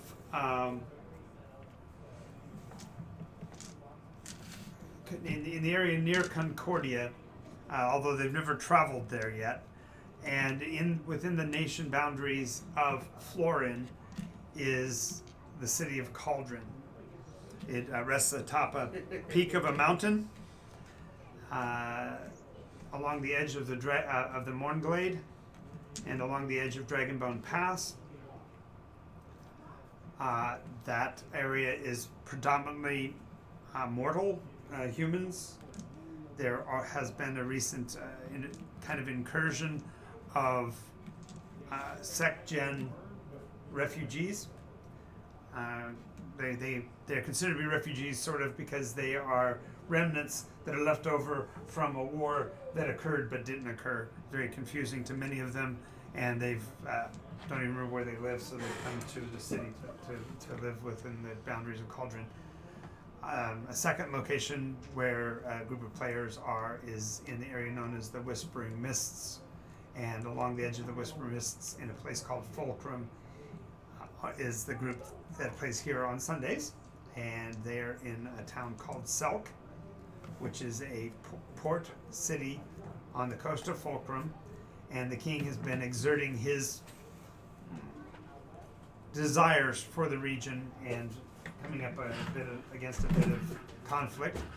And then the third group is currently on the edges of Barovia in an area known as Neomoria, and they are on the other end of a second Genesis plotline, sort of, where a pony has reestablished herself. Now she's no longer a pony, now she's a Pegasus.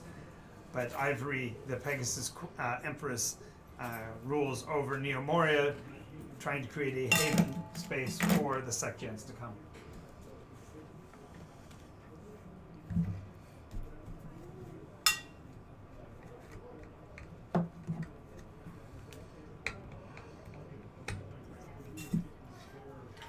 Yeah, that's right.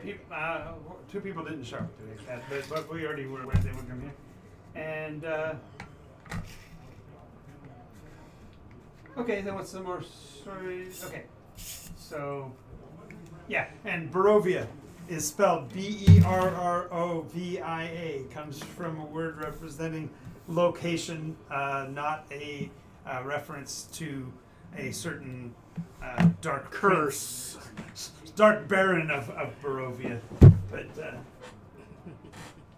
and thanks for noting the website. And yeah, you're getting the information. Let's see here. Primary races: human, known as mortals; human, known as other. The reason why there's a differentiation is that the other have recently arrived by way of an object in the heavens known as the candle. At one point, it fell from the sky by an action caused by the party, but they found a way to travel backwards in time and undo the problem that... We didn't know we were undoing it. We know nothing. We didn't know we'd bring birds back. I wanted to buy a bird and bring it back, but they wouldn't let me buy a bird and bring it back. But we come back and there's birds. Yay! But not for me. Okay, so a couple of quick things. She's also asking about the candle. At some point in the past, I think it was about 2 years ago chronologically in gameplay time, which would be about Just before I 6 came years. in. Yeah, it was a while ago. In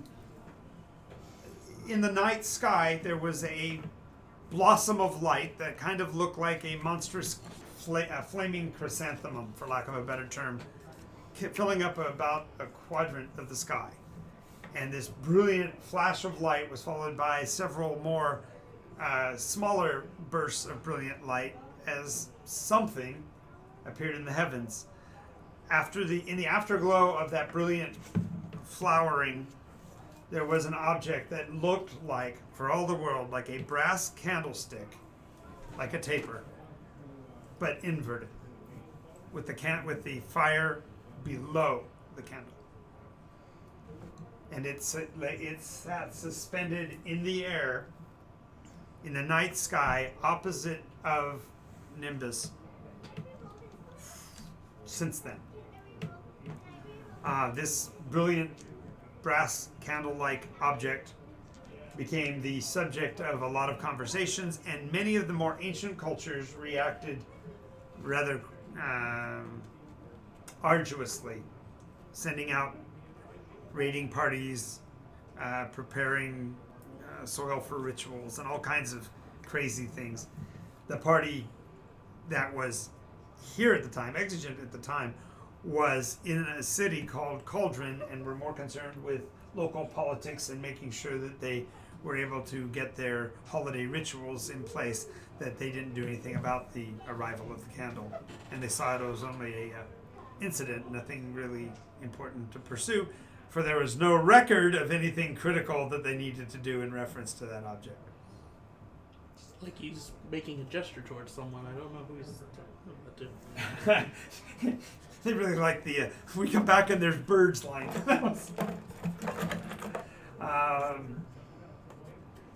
Anyway, the bird issue, the birds ceased to exist at some point in the past, and then when the party went on a bit of an adventuring spree into the third iteration, when they came back, something they had done put the birds back in the sky. So, Birds. yay birds. Anyway, this object that was in the sky, they found that there was a group that was trying to communicate with that object and messed with the device they were using to try to talk to them, and caused it basically to explode. And the single candle became a burst of white light, and for 40 days and 40 nights, human remains, pieces of weird material, and seemingly shedding spiritual remains were large pieces of whatever the candle was. And that was, for those 40 days, were known as the Reign of Man. R-A-I-N, as humanity plummeted. Some people survived, some people didn't. They caused quite a bit of chaos, and there were more than 300,000 of them that were aboard the craft, and when it collapsed and fell into the world, not very many of them survived. But it caused conflict, some dangers. The party decided it was best to try to investigate this, and ended up wandering backwards into the third iteration, and when they came back, lo and behold, it hadn't fallen after all. Something they did back there put it back in the sky, prevented the Yeah, we don't know what. So that object is still in the sky, although last week it blossomed, and in this second blossoming, there are now dozens and dozens of little white candles surrounding the larger brass candle that now looks considerably thinner in the sky, like somebody had narrowed the taper. So they are Currently in Florin. Yes. So they've gone to talk to the emperor and try to convince him to join them in an attempt to greet these aliens, this extraterrestrial incident, these others, in a peaceful way. That's their attempt anyway. So That was our desire. Olivia's referring to the Smallwood story. I'm going to actually have to make a video stream of that story just by itself. So I'm not going to go make it. into too. I'm not detail? going to go into all the detail of it again for Olivia's sake because she's already heard it. Let's see here.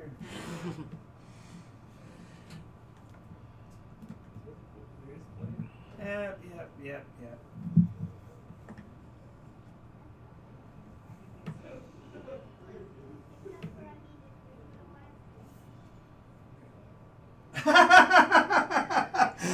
He says that I retconned the destruction. No, that there's actually a chronological period where that still happened. That's still going on, so that's very funny. But yeah, that's what he's saying.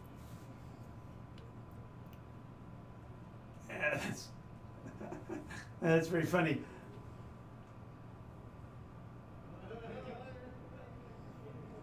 Oh, you missed the bit about talking to the candle ship and destroying it.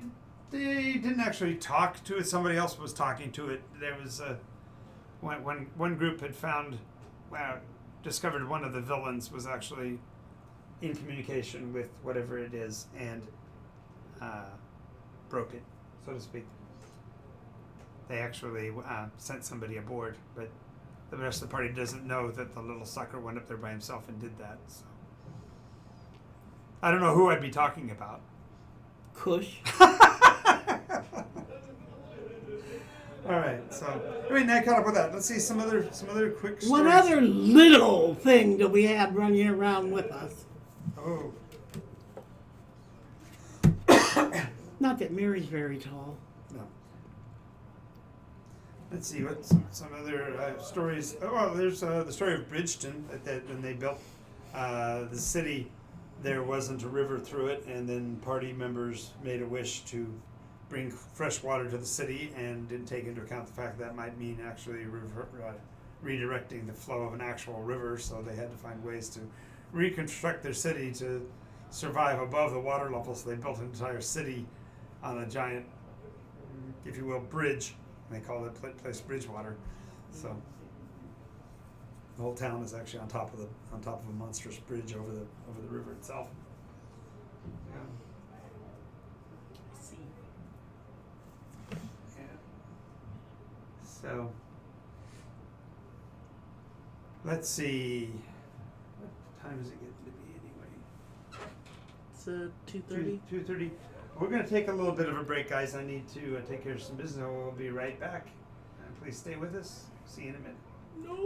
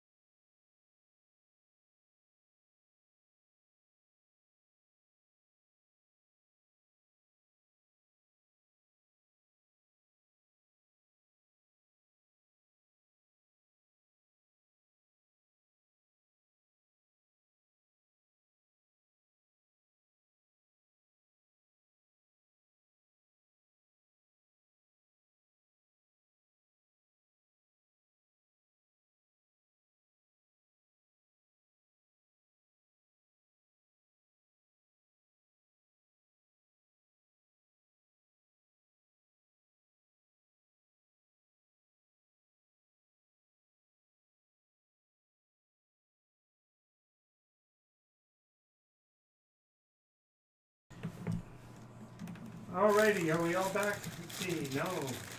This time the big camera is locked up. Huh?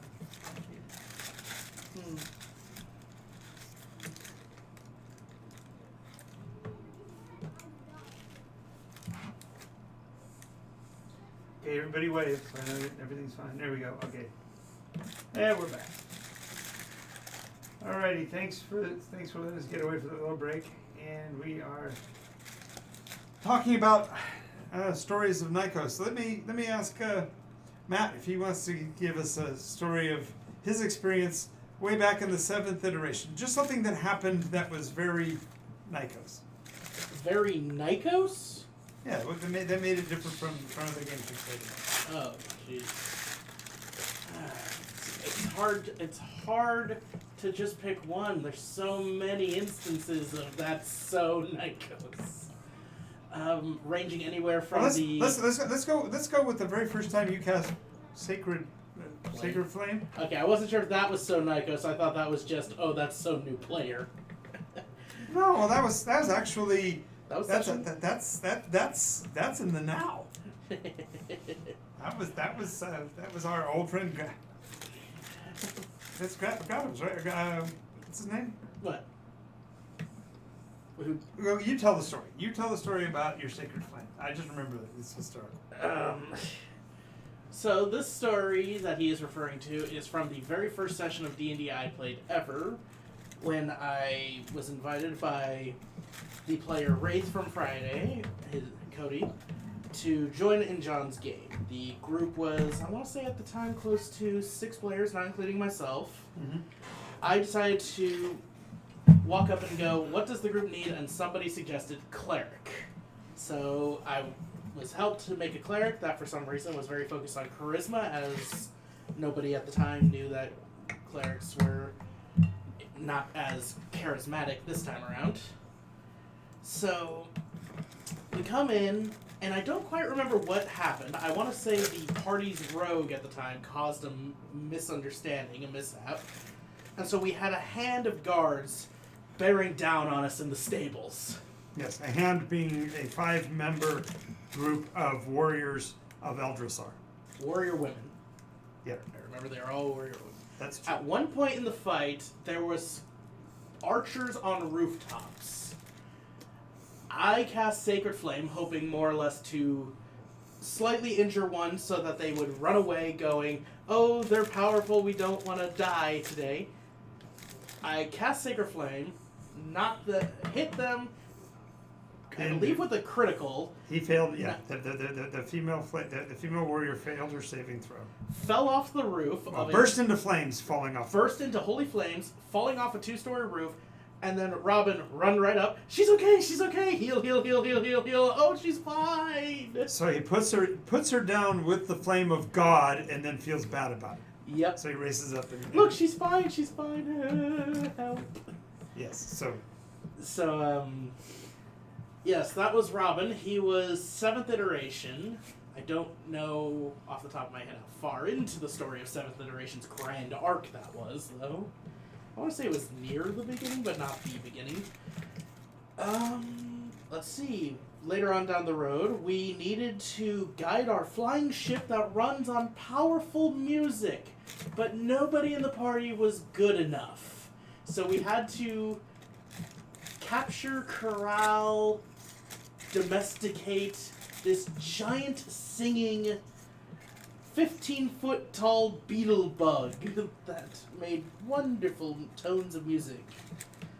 And that was going to power our ship. I don't quite remember how that ended because I don't recall having a bug after that session. Has that ever really kind of bugged you?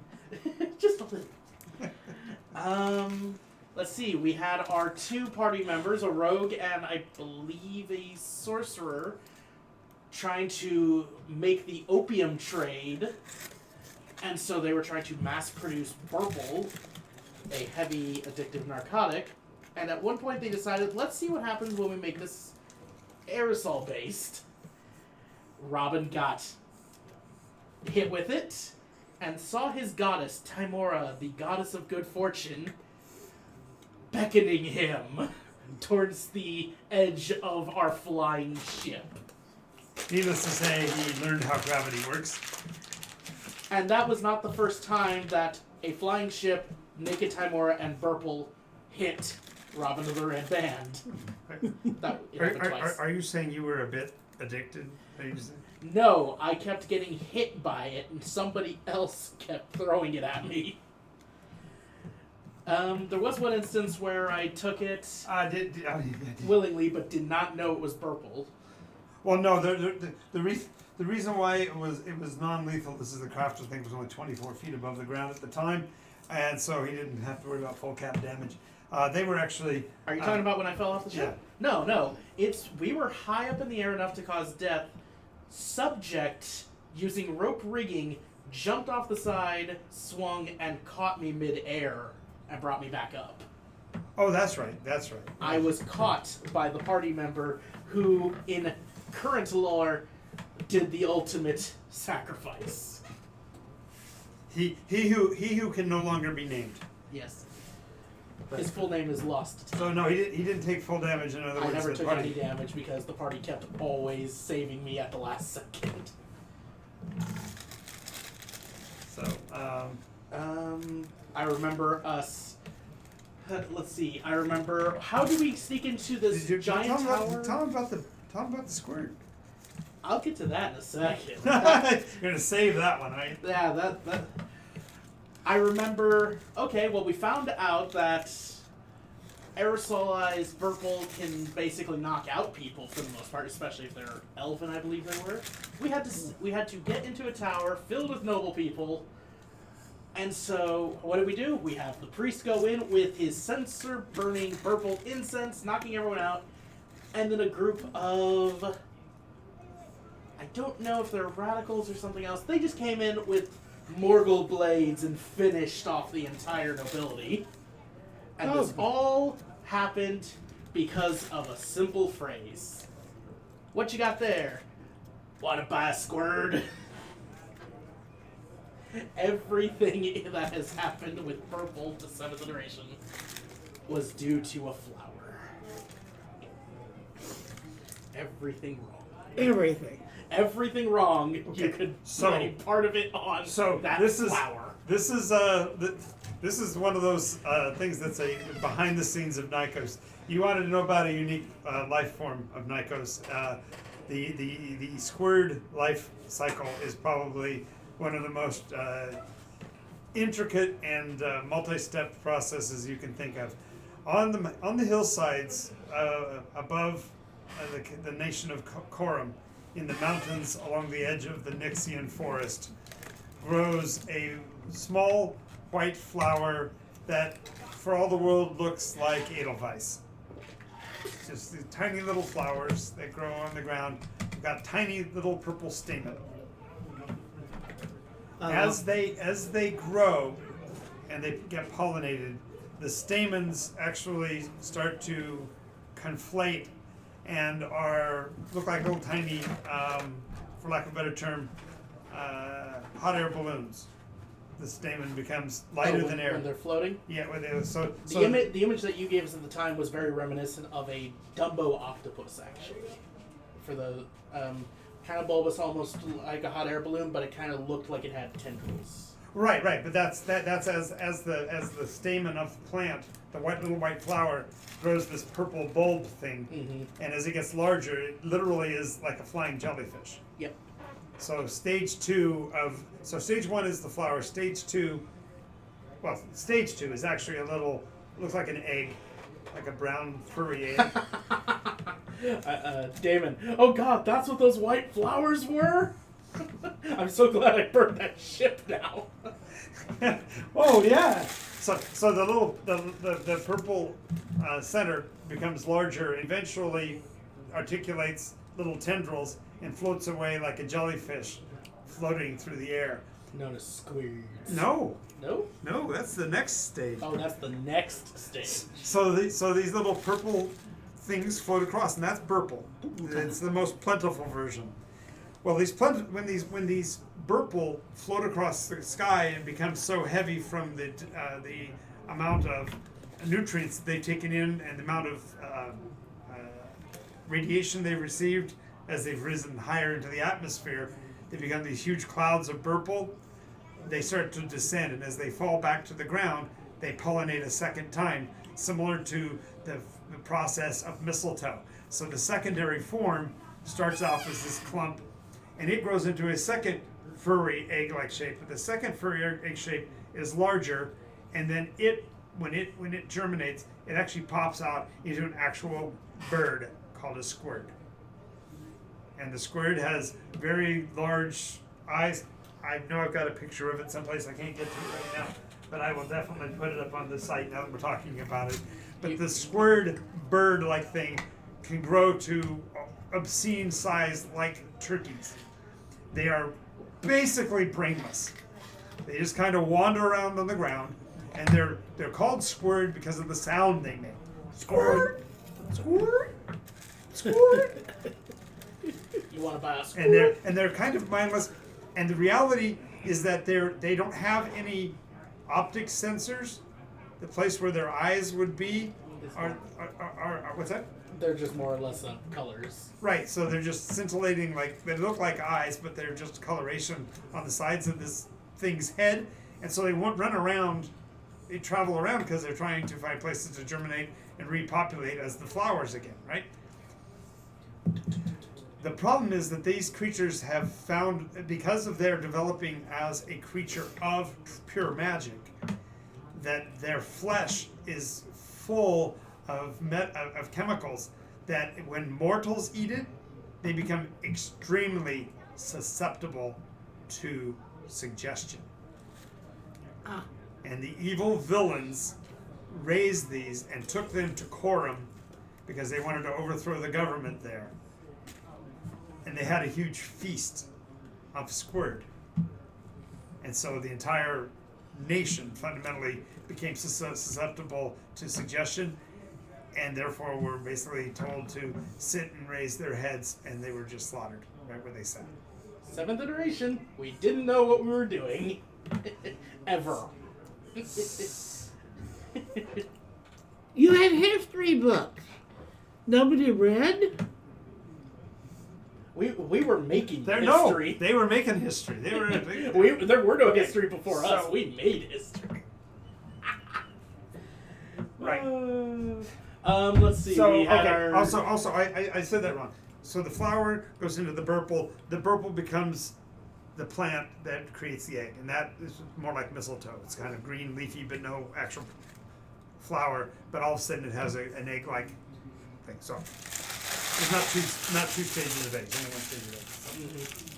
So. And yes. Yeah, he's right. Most of them don't make it to the squirted form, unless somebody is doing squirted farming, and that's another really frightening career. Is that there are people out there right now, someplace, breeding a new generation of squirted, because they were hunted out of existence by the Corumites after the war. They went back, and basically the ones that survived became very frustrated, and their king. King Kodar said Yeah. as King Kodar of the 7th iteration decreed no more. And so ever. they basically they actually went into the area of the Great Khanate of Kangrik and basically hunted them out of existence.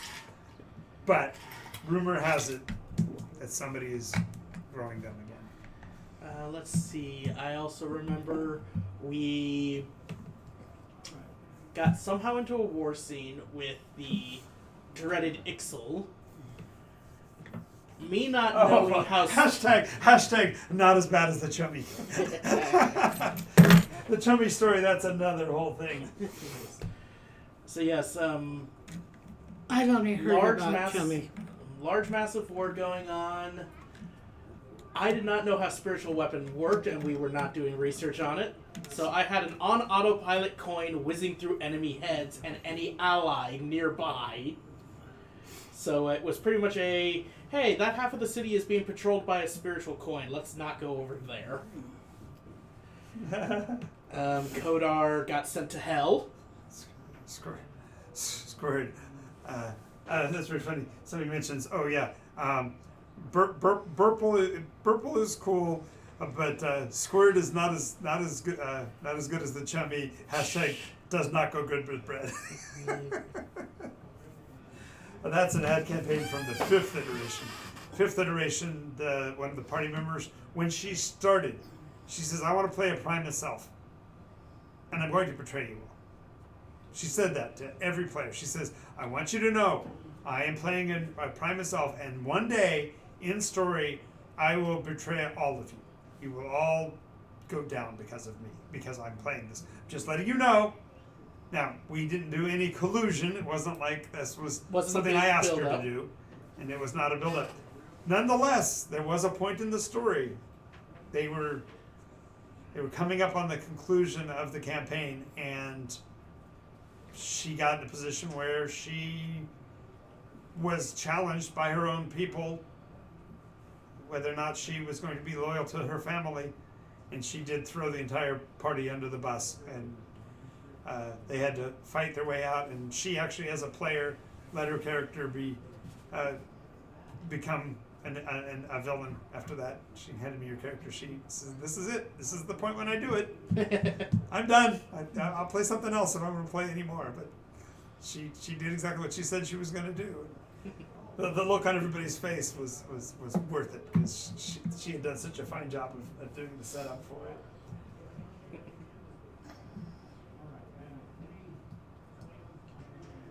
Judas with manners? No, it's not Judas at all, because Judas was tormented all the way through. She knew. She flat out knew she was going to take them all down. That's very funny. It was foreordained in her own mind that it would happen. And of course, always it will. Yeah. Yes, I remember. And Harry Potter's recommending that that somebody take up squid farming. Sounds like a great idea. No one wants to go out there. If Kern might look into it a little bit, but only if he finds a squared. Yeah. Some steps at a time.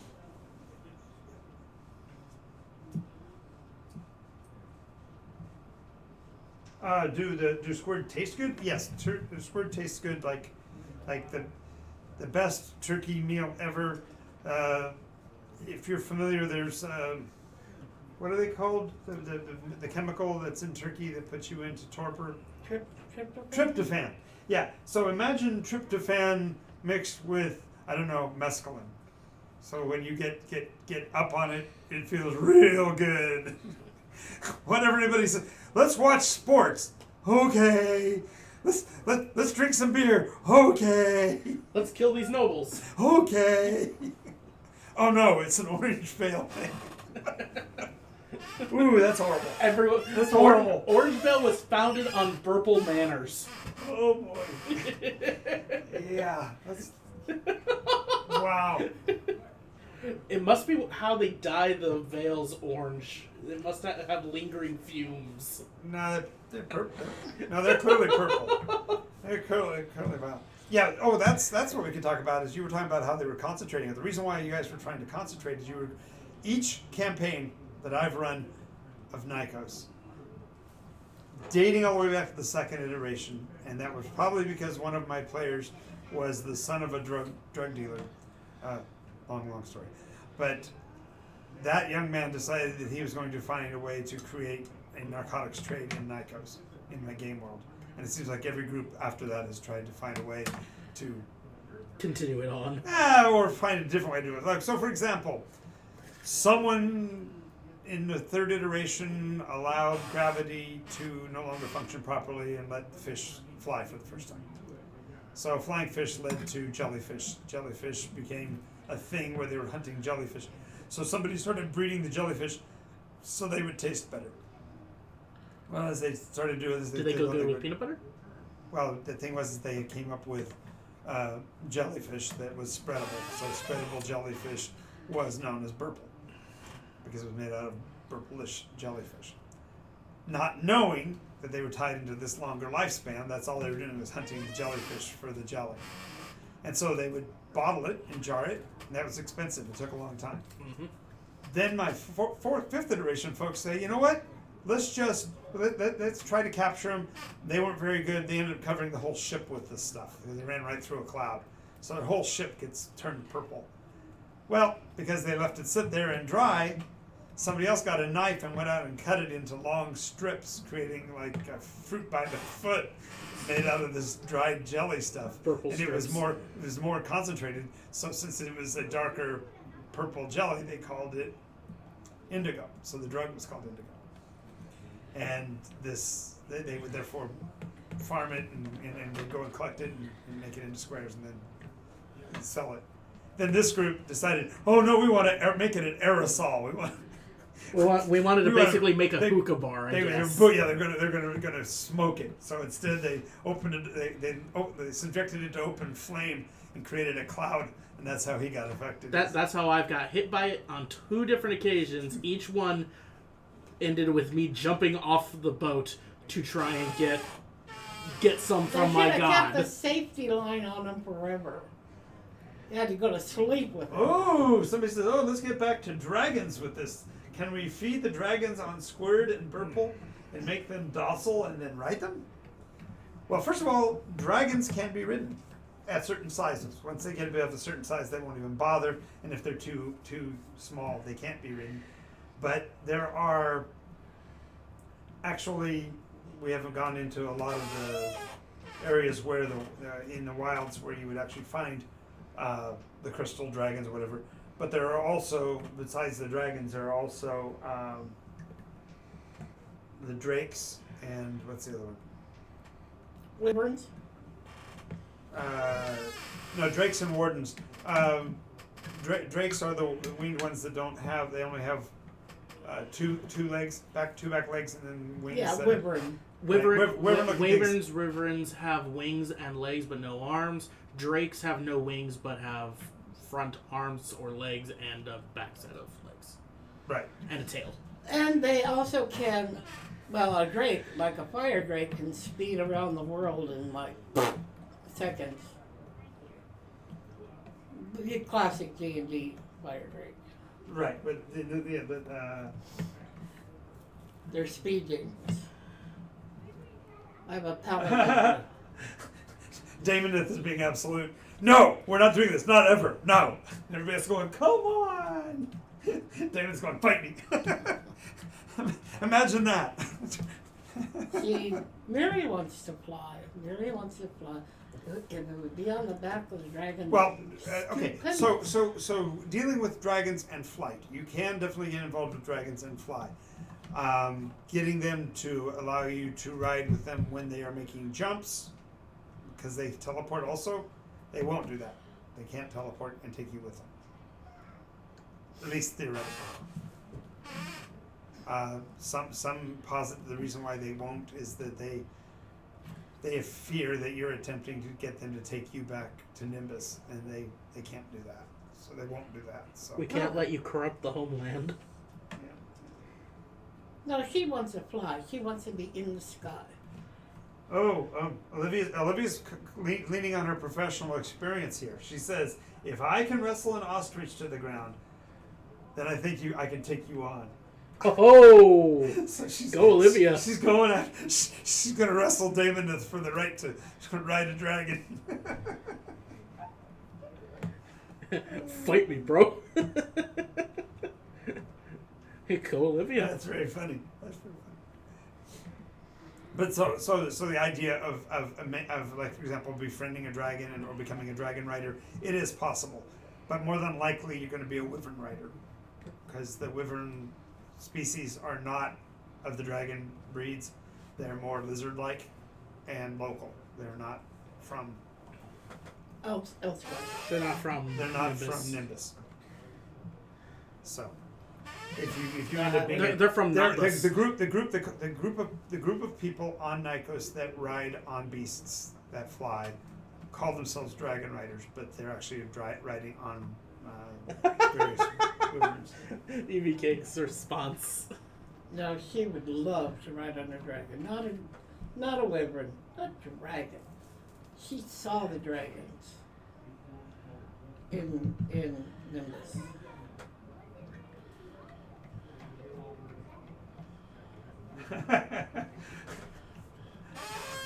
They're all arguing their I mean, it might superpowers. not be permanent, just like one ride, please, just one ride. Then she'll get addicted. Yeah, that's very funny. Well, how's No, our... the only dragons she's ever seen, they tried to kill her, or we tried to kill them. Oh, dragons? Yeah, the black that was a red, and the red that was a black.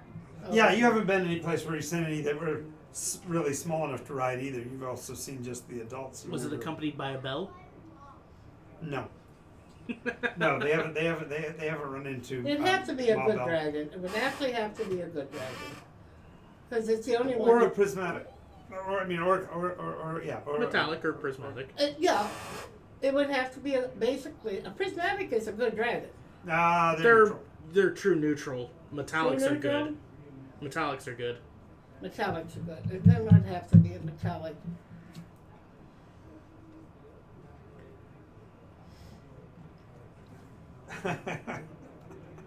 She's gonna stick her head in the sand in the ostrich reference, so that she doesn't have to be affected by his superpower, which is his opera voice. Oh, God, it's hysterical. So, but anyway, yeah. So there's a class of people that are dragon riders, but you haven't run into them yet. Yeah. I believe 7th iteration On a ran into side the note- class of spider riders. I seriously thought about another class. I want her to be a singer. You know. With it. I And- want to sing. Yeah, that's it. No, Yeah. none of that. None of I that. see her. Sure. And so, So Bart. yeah, I'll pick up a class of bard so at least I can put all the points in performance. Okay. Here we go. Got some other quick questions. Uh-oh.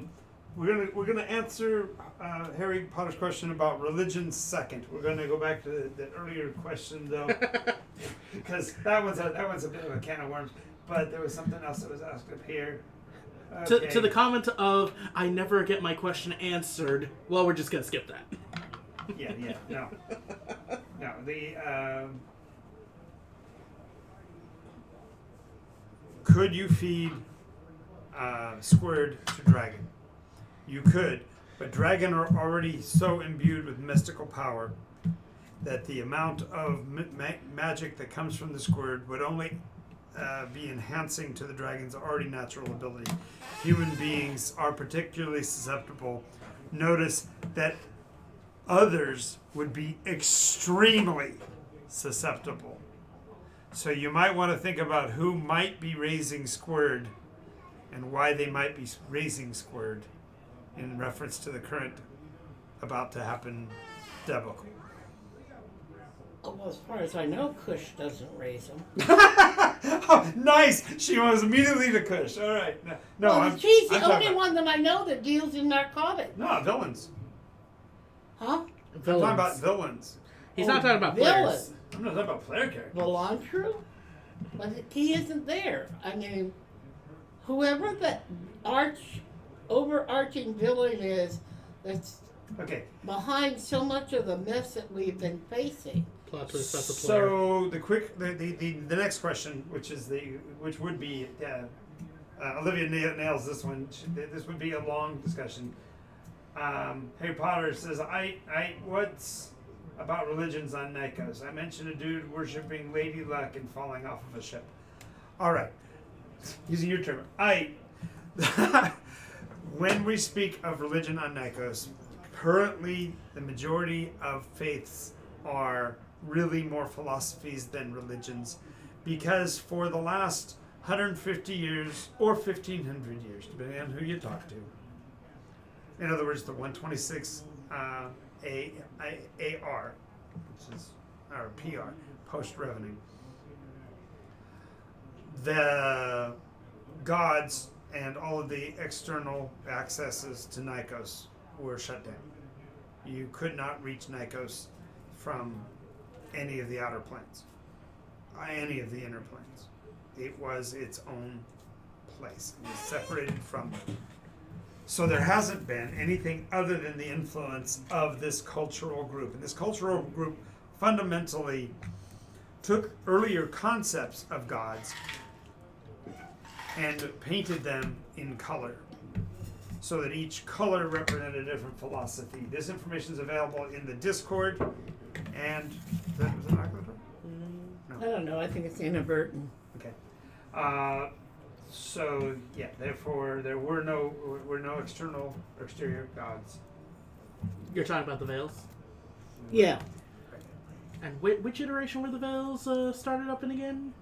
Okay, so the concept of paragons dates back to the 7th iteration. But in the 6th iteration. But in the 7th iteration, a certain person drew a picture of his paragon and did so in such a way that that paragon's face was covered with a veil. That would happen to be the artist sitting at my table currently, who also is the Robin of the Red Band, who was mentioned earlier in the stream, and currently plays Glim and Kern. So you can tell so that's where the comes from. Just a quick note, Harry Potter, in order to get access to the information on the veils, you do need to back the Patreon at least the champion level or higher. I would recommend the master level, because that gets you everything, including the ability to play a character in story during the games that we actually play online. So you definitely want to check that out. What do you play online? No, for example, right now Olivia has been in our games Oh, yeah. because she's one of our backers. So if you back the Patreon, that's patreon.com/Nycos, NYCOS. Good. Let's grab her off. We can play. Yes. Scoop her up. Well, we can right now because we've got Damon as well, so we could technically get by with a Two-man party and some spectators. Well, we have No. we have a rogue, a gnome rogue, and a halfling rogue, and a canine paladin, Sir Fluff and stuff. Cool. That's it. So yes, the corgi. Yes. The corgi.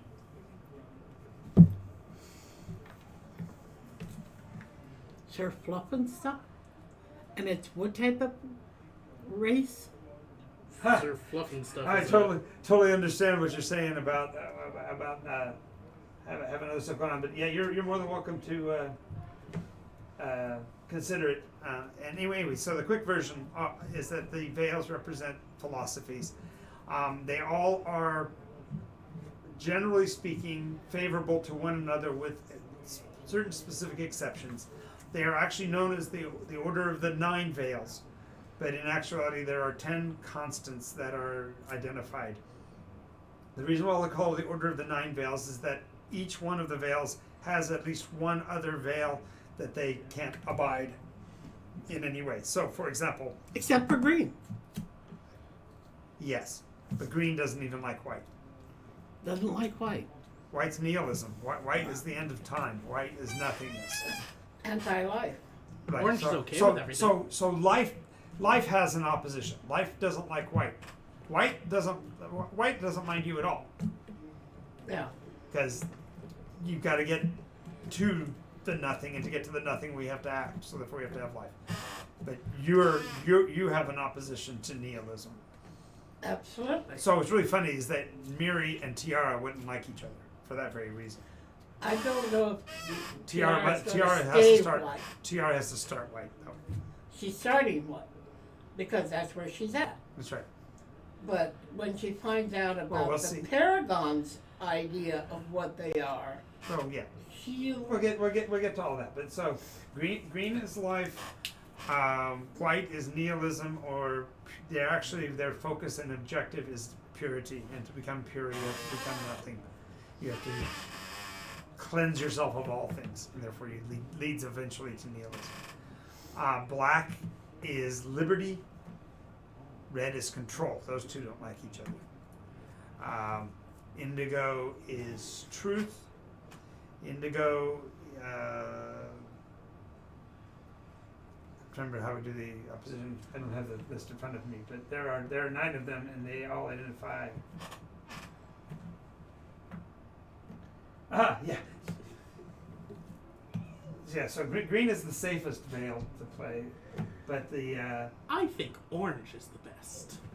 so yes, you can. There are many forms that red can converse with. As a matter of fact, another thing that's important to note is that on Nycos, religion in terms of ritual and patternistic faith structures are solely in the minds of the individual. In other words, there's not a regimental church structure for anything. They all kind of have their own do as you like kind of Mary philosophy. follows Veritas, and before that it was Tempest, and she saw her gods.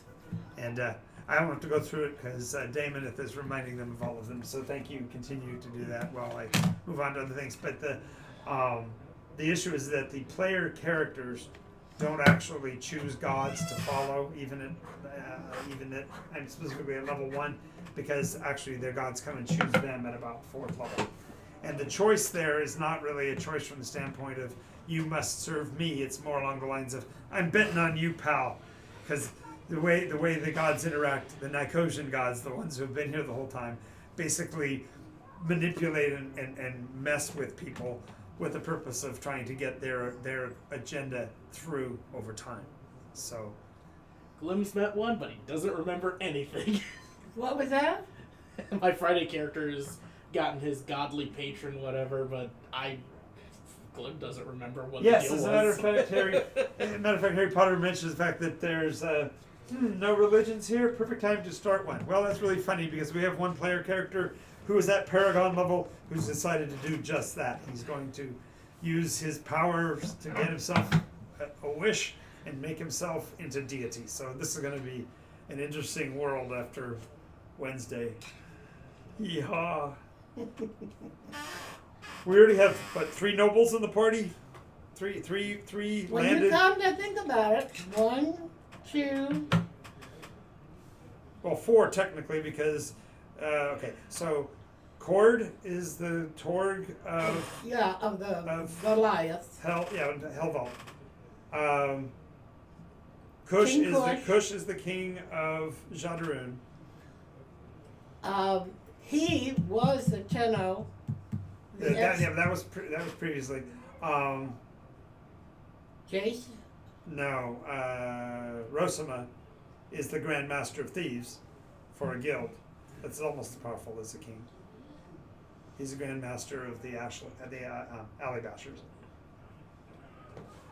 So you've got 3 fundamental nobles already. Fundamental. And I worship Veritas. Yes. So he's wanting to build an established church. He actually built a temple, but unfortunately his temple only lasts for 24 hours, so he's going to have to do something else in the long term to establish his faith. Mary's still The waiting legend for of the true plans. temple. What's that? Myths and legends are very powerful. The legend of the true temple. There you go. Gotta go get it on your pilgrimage. Gotta establish some temples. Yep. And Mary is Mary. I think we should start a purple and dragons religion. Get high, ride dragons, as people want to pray to the concept of yellow or the purple dragon riders. Oh, I don't know. There's this one story I heard when I was a little boy called Puff the Magic Dragon. That kind of fits right in there, Does doesn't he it? live by the sea? Does.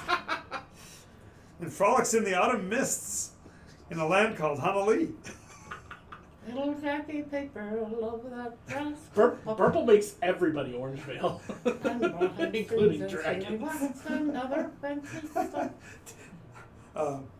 Damon is a little perplexed. What was that? Damon is a little perplexed. He's very protective of the dragons. Remember, he's a dragonborn who's trying to reestablish dragons to their rightful place in Nycosian culture.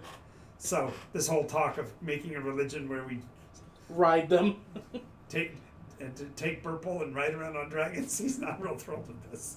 Wait a minute, how about if it How was does someone ban a someone? mutual benefit? Or at least, Hey, it must be good for the dragons. Them flying around's good exercise. wonder if it's a mutual thing. You know, put a couple gold coins in a turnstile, you can get a sheep. No, see, remember this. What I said. Part of the thing that makes the dragons go metallic is that they fall in love with the world. So you offer this opportunity to dragons, you end up tying them to Nycos. They don't ever go home. We make them orange. They become metallic. They get to be flown around, so they get good exercise. They're healthy. For an extra couple copper coins and whatnot, the children can feed sheep to them. Everybody wins.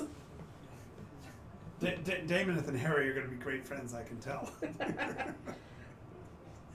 Oh man, so yeah, I would say that the squirt is probably one of my better creations. I think I've caused more havoc in more nations with one set of plant life. Usually when the squirt arrives, nobody at the table is goofing off on their phone or something else. Everyone's usually paying attention when the narcotic, highly addictive, highly disruptive thing is in the midst. What we have to do is find something that negates the effect. So Time. you can treat the meat so it doesn't Time. have that Is effect. indigo time or is purple veil time or what is what No, veil is that? purple is time. Indigo's truth. Okay. He's got The enemy to purple is the purple veil. Just after a while you just What's it just purple veil? time. So with time, purple just gets out of your system. Oh gosh, what's going on? She's not your daughter, sir. She's a dragon you found. You're getting yourself ahead of the story, though. And she's your charge. Ward. She's a lot bigger than you are right now. What's that? She's your Burt Ward. Nice. Friday. Dragonborn player running around. Valera is a dragonborn, and he's a guardian to a young dragon who's coming into her own. And so he's very protective of her. She's still prismatic. People have accused her of being white, and he's really careful to make sure that they know that she's prismatic. She's at the rate she goes, she's gonna become metallic. She's having too much fun. That's true. Yeah, she's gonna become metallic anytime now.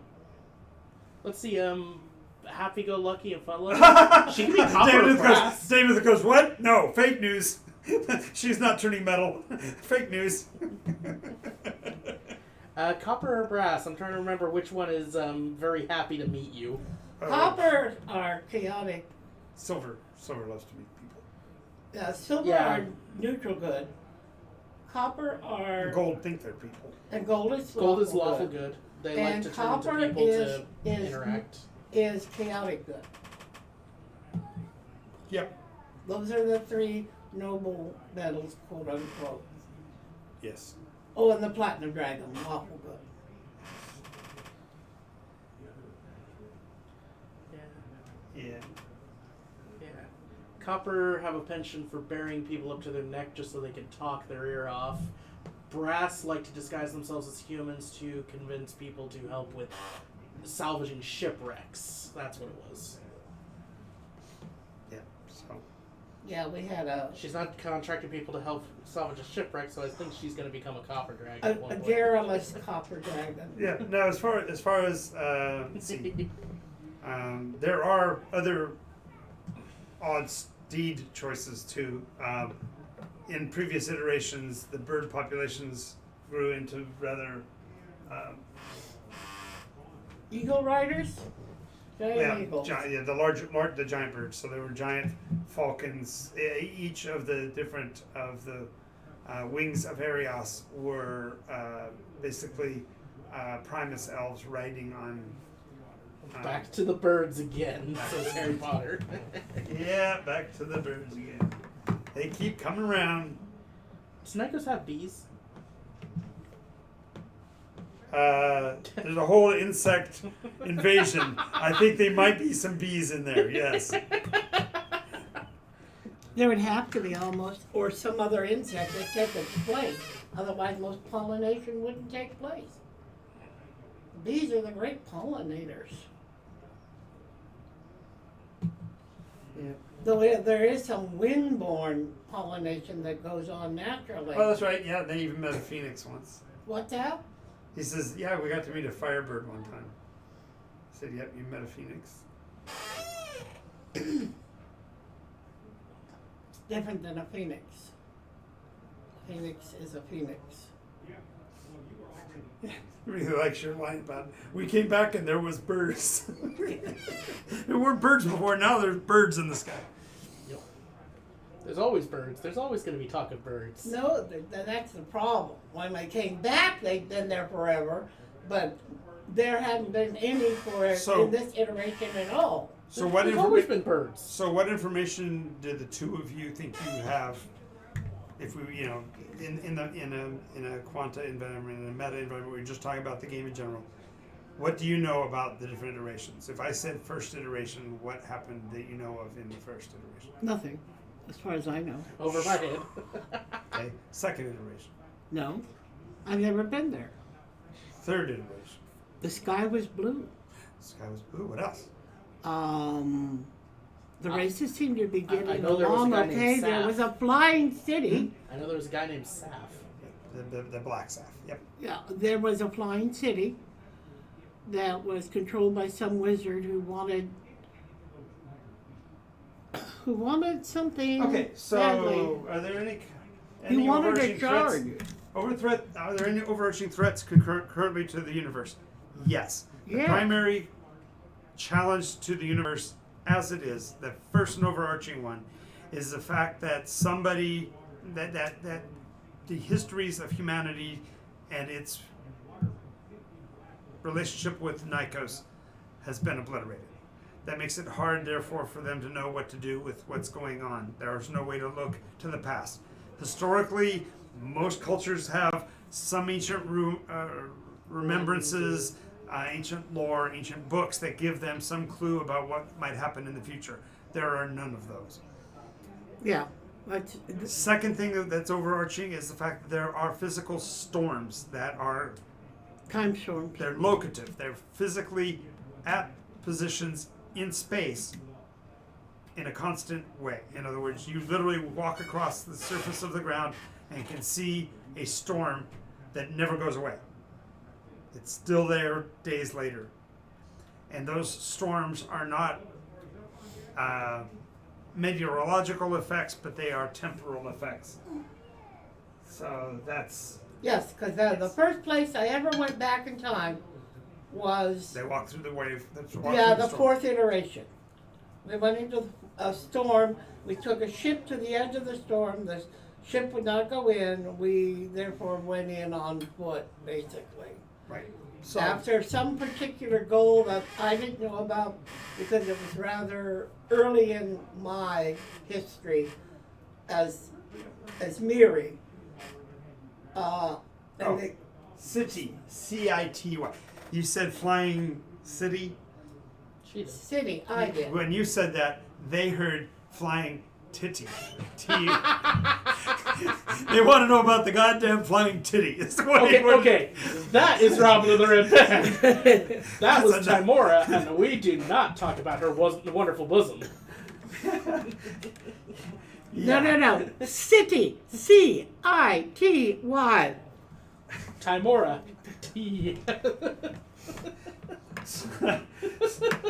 So the city, the flying city, was a manifestation in several of the iterations Okay. of the past. But I can only swear to the one that's in the fourth iteration. No, the third iteration where we ran across it. Right. And you found the city change. Yeah, well, Kush actually went to the city along Right. with Right. Jace Yes, actually, it's or Rob. it's lost historically. There are players that know where it was, and they know where it was. And when, somebody but is not- trying to get someone to sign a contract and he would give him the last known location of the city. So that's the second great overarching problem. Third great overarching problem is the candle. The candle being a generation ship, and this is the part of the It's like you've seen the previews to the movie and you know that it's going to happen, but you don't know what it has to do with anything.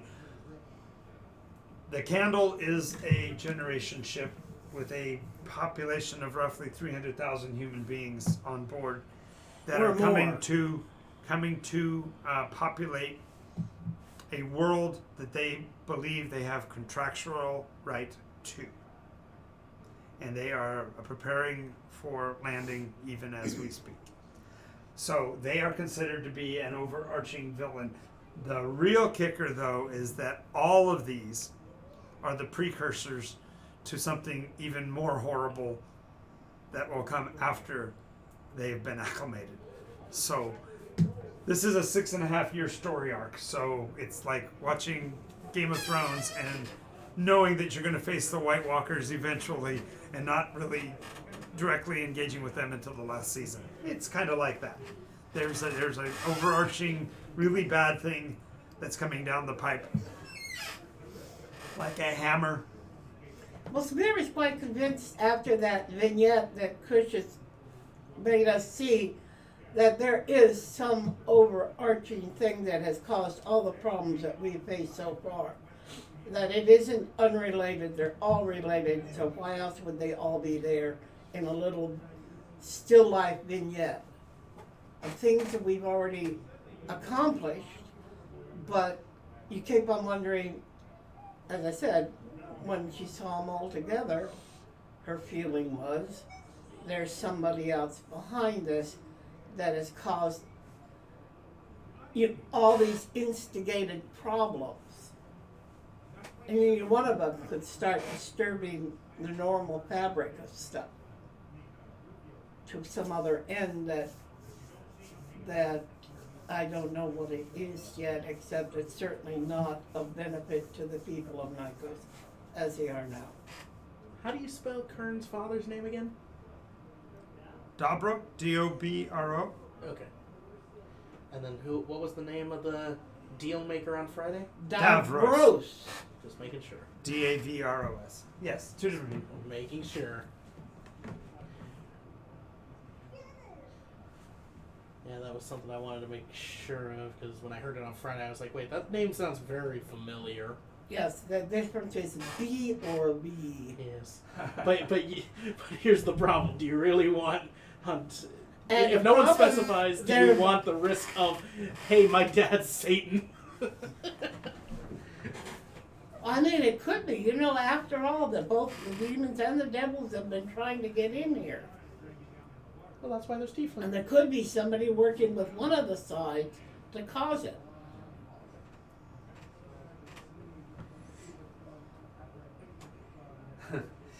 Saying, yeah, we should give Morgul blades to all the civilians so they can protect their children from the yellow veil. Yellow veil. Okay, when the yellow veil attacks, it's going to be a yellow crusade. Nobody expects the Orange Inquisition. You mean the yellow plague? Yellow fever. Yellow fever. Nice. There we go. When it happens, now it's your fault again. Everything's Matt's fault. The veils are your fault, and now the yellow plague, the yellow fever. I'm sorry. What's the matter with the yellow veil? They're chaos for the sake of chaos. They're constant change. They're change for change's sake.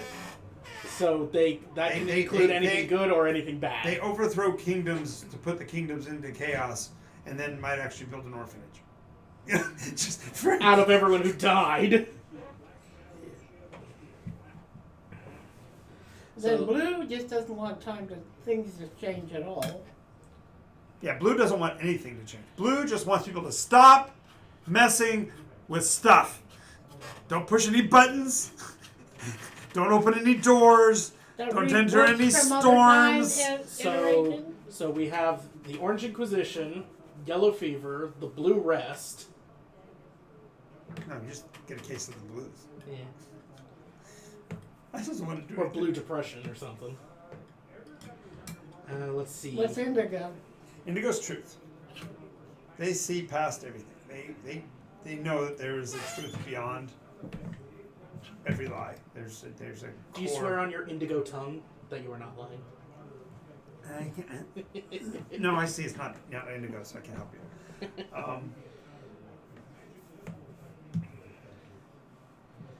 Let's see. Yeah, the blue. So blue would provide protection. So, for example, if they know of the location of a storm, they're the ones that run around putting up signs. If you're looking for trouble, don't go west. Whatever you do, stay east. Don't go west. Do not cross this ridge. It's a really bad thing. Stay away from the clouds. Do not go east. Go west. Except that far west, because if you go that far west, there's another storm. Don't go that far west. Go north, you're safer. Blue would also theoretically try to control people, even though that's a red thing. That's why blue and red get along so well. Blue and red sort of are like law and order. You got blue for protection, protecting people, red for controlling people. And there's a little bit of difference there, but the blue fundamentally are just making sure things are protected. The blue works really well with green because they want to make sure they protect life, liberty, and the pursuit of happiness and all that kind of stuff. Mm-hmm. Yeah, pursuit of orange. Pursuit of orangeness, that's right. Orange is Serendipity. what? Serendipity? Yeah. Lucky happenstance. It's whatever condition you're in, therein be content. That's why it's a joke that he makes a joke when he talks about the Orange Inquisition. Because they come over to your house and put on the light and say, "Where were you on Tuesday the 27th? You say, "I was here." Was anybody here with you? No. Okay, thanks. I bet Blue wishes everyone was orange. Blue loves orange, probably. Blue loves orange, red loves orange. Everybody loves orange. But the problem with orange is that orange is okay regardless, and so it drives red crazy. Because stand here, okay. You're not standing here anymore. What? But I'm over here. I said stand over there. Okay. God, I can't control you. So blue doesn't like orange. Yeah, great. Everyone They're loves No, much- okay. So Red doesn't like actually, orange. it's They're no, too it's chaotic. no. The people who don't like orange are gray, because gray is about power, and power resides in the masses. And when you go to the masses and you manipulate and control them, you get them to act. That's power. Orange does not respond to power. I'm going to arrest you. Okay. I'm going to murder you. Okay. I'm going to murder your children. Okay. I can't do anything with that. So gray and orange don't. I feel like gray doesn't hate orange. They just get frustrated. They just can't do anything with it. They just literally say, "There's no point. There's no point in these people." Well, no, because then at that point they just go, "You go do the thing." Okay. But they Orange doesn't have any enemies because who can hate somebody who doesn't put up resistance? Oh no, but orange would be annoyed with gray. They might get a little bit, yeah. You're just doing. Why can't you just be happy? Why can't you just enjoy life? Why do you have to? No, White Veil. Why can't you just enjoy the moment? Because it's all for naught.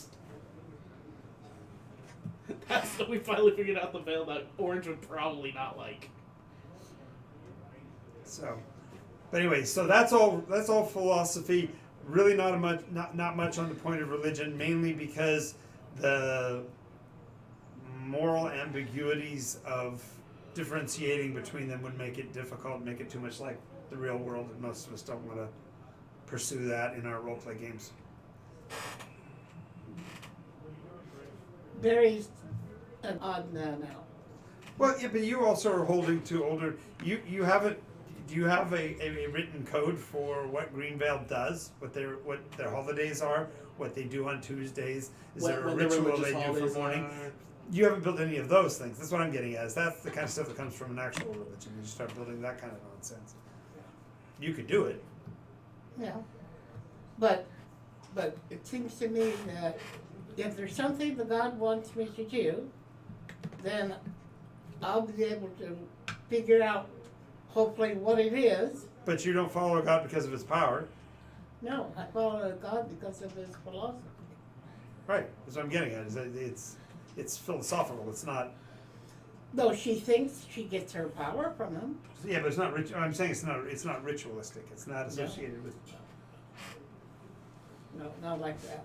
Yeah. She just does kind of miss her, Okay, her so- preaching. So that brings us to the other part of the now, and that is that there are other gods and other creatures and other things that are trying to get to Nycos now that the bridges and the gates have been opened. The floodgates are opened. Not all of it good. Most of it not good, as a matter of fact. I'd go so far as Yeah. to say. And that's what she's afraid of, and it's an outside thing that's trying to disrupt. But in order to see those things, you'll have to join us on Nycos DND. Mary didn't give up on the Green Veil. She didn't give up on the Green Veil. She just prefers to refer to him in the formal term of his name, which is Viridis. She's still you're still. I'm still Greenvale in the overarching philosophy, but her god is Meredith. He walked with her down the street and helped her through a really bad time, and then said, "Go to the Heathers." She went to the Heathers, and when she walked in, a green veil was dropped on her. Right. And the guy said, "You walked with him?"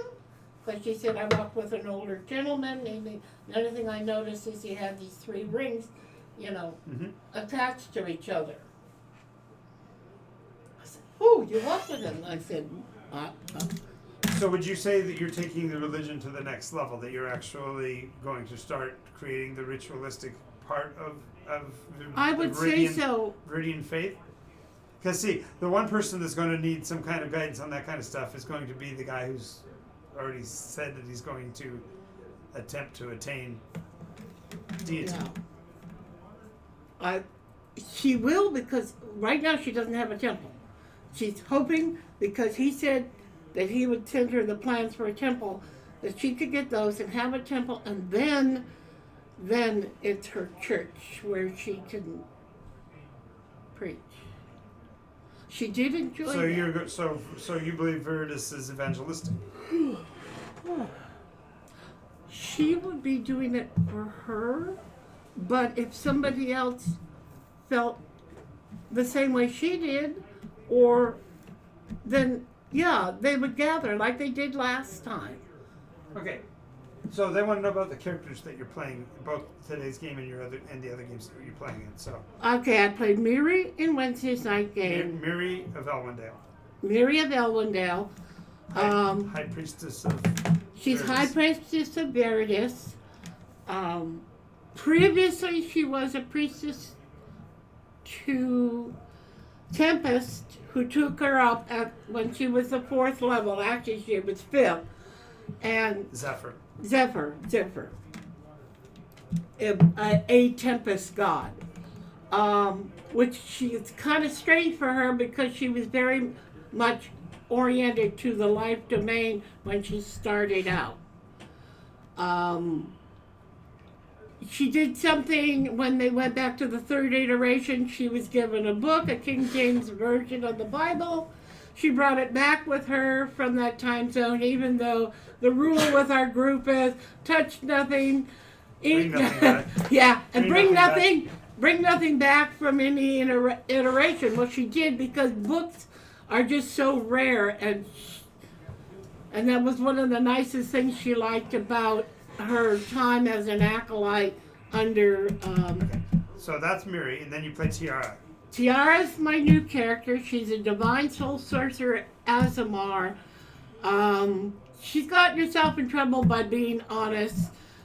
She was found in an egg wrapped in her hair and had a vacuum pack of her few belongings. There's just not much she knows about this world. She's only 3 days old. Yeah, she's 2 days old, basically, as far as that goes. Matt, who do you play? Fridays I play Glim, the gnome illusionist wizard. The once Glimberbread man. Well, let's It's see. one day again, The day they sweet, picked, sweet smell of gingerbread will rise again. yes, they picked him up on the day of the Rutabaga festival. After falling asleep, he woke up in a brand new place with different people. So, Glim's kind of always been under the impression, was I willingly coming with these guys, or was this less than willing? No, this defines exactly why he has grappled so clearly with the orange veil. It's like, I better just get used to this, because so far it isn't going so that I have a plan. Okay. Yes. So Glim at one point got killed, turned into gingerbread men, then not turned into gingerbread men, then danced into gingerbread men, and now apparently I'm on first name basis kind of with Wondrous Rod. That one's a strange one to me, but hey, it works. And as of Friday, now I'm about to have apparently a private meeting with Entomos, because it seems like it's gonna be. With who? Entomos. Has her Wednesday game had to deal with Entomos at all? No. Oh, no. Okay. No. Different things, different problems, different solutions. Yeah, he's meeting with a you're through a storm. No, we went through a train. Okay, even better. Yes. We went through a train of thought here. Yes. You went through a train of thought? Train of time. He goes, sorry you were gingerbread. And you don't understand. He was enjoying being gingerbread because he found he could do like gymnastic acts with all 5 of them. Hup, hup, ho, hup, hup, ho, and building pyramids out of the gingerbread folk. I at one point was no longer Glim. I was more. I was Glam, Glem, Glim, Glom, and Glum. A split personality, do you say? No, that was all. I was literally 5 gingerbread men at one point, walking around in a posse. His personality was split across 5. They were all him, but it's just they had different names, so you could tell which one was him. Yes. And, oh yeah, we're in the past and we needed new identities. So now I am no longer Glim. I am Glim. With a Y. You're in the past? We're somewhere. Over the rainbow. No. Okay. way down low. Nice. So that's Friday. Sunday I am playing Kern with an E. I'm trying to remember which one, but I am a half elf. I'm trying to remember which elf. You're half elf Treloran. Treloran, that's the pale skin one, right? Yeah. So I'm a Treloran half elf, rogue, swashbuckler, going for dashing and inspiring. Case in point, last week. Oh no, everyone's got bugs on them, including Kern. What does Kern do? He attacks the bugs on everyone else first. Yep. With no care. Not just bugs, sturges. Let's be exact about the big difference between a swarm of bugs and sturges. They're just big bugs to me. Harry's want to know if you played the Glimmerbread men as a swarm. No, I played them as a what was I calling them for a while? I can't remember, because at one point I called them a posse, and at the other point I called them a clutch. Well, they've got eggs in them, so a clutch would work, I suppose. Well, I called them a posse for a short while because Chinese Glimmerbread gymnastics team. Yeah, I made the gingerbread human ladder. Yep. So. I know what the inside of Snowy's stomach looks like. Because she ate Glum. Yes. You were kind of down about that for a while. You were only glum because you weren't glum. I was glum because I witnessed it. Yeah. No. So yeah. So were you only this tall or something? No, I was the size of a gnome, so I was 4 feet tall. 2 feet. 2 feet. No, they're I could have swore they were 3. But 2 to 3 feet. Okay, yeah, I overestimated with 4. Dwarves are 4. Yes, you're correct. I was 3 feet tall. Yeah, but very thin. He had no thumbs. It was horrible. No, I had mittens. I had thumbs. I had no fingers. That's true. So in order to do the Oh, spells, oh, yeah. all of the Well, no, when he was yeah, it was like semaphore. But no, it was when he was angry. He was flipping them off by doing this. Oh yeah, up yours, buddy. That doesn't do anything. Makes me feel better. Yep, I could feel it. I still feel my toes. So we are running out of time for today, guys. So we're going to be getting out of here a little bit early. And thank you all for your participation in the conversation. This has been great. Next week we will definitely have a session because we already have verified that Zach will definitely be here next week. I don't know about next week for sure. I think he said maybe one more week. Okay, well, we'll have to, Well, I'll check with him next and we have episode. to check with Joe, and we'll try to do it. But we'll definitely run a session next week, even if it's just two of us. And make sure you check out our other streams as well.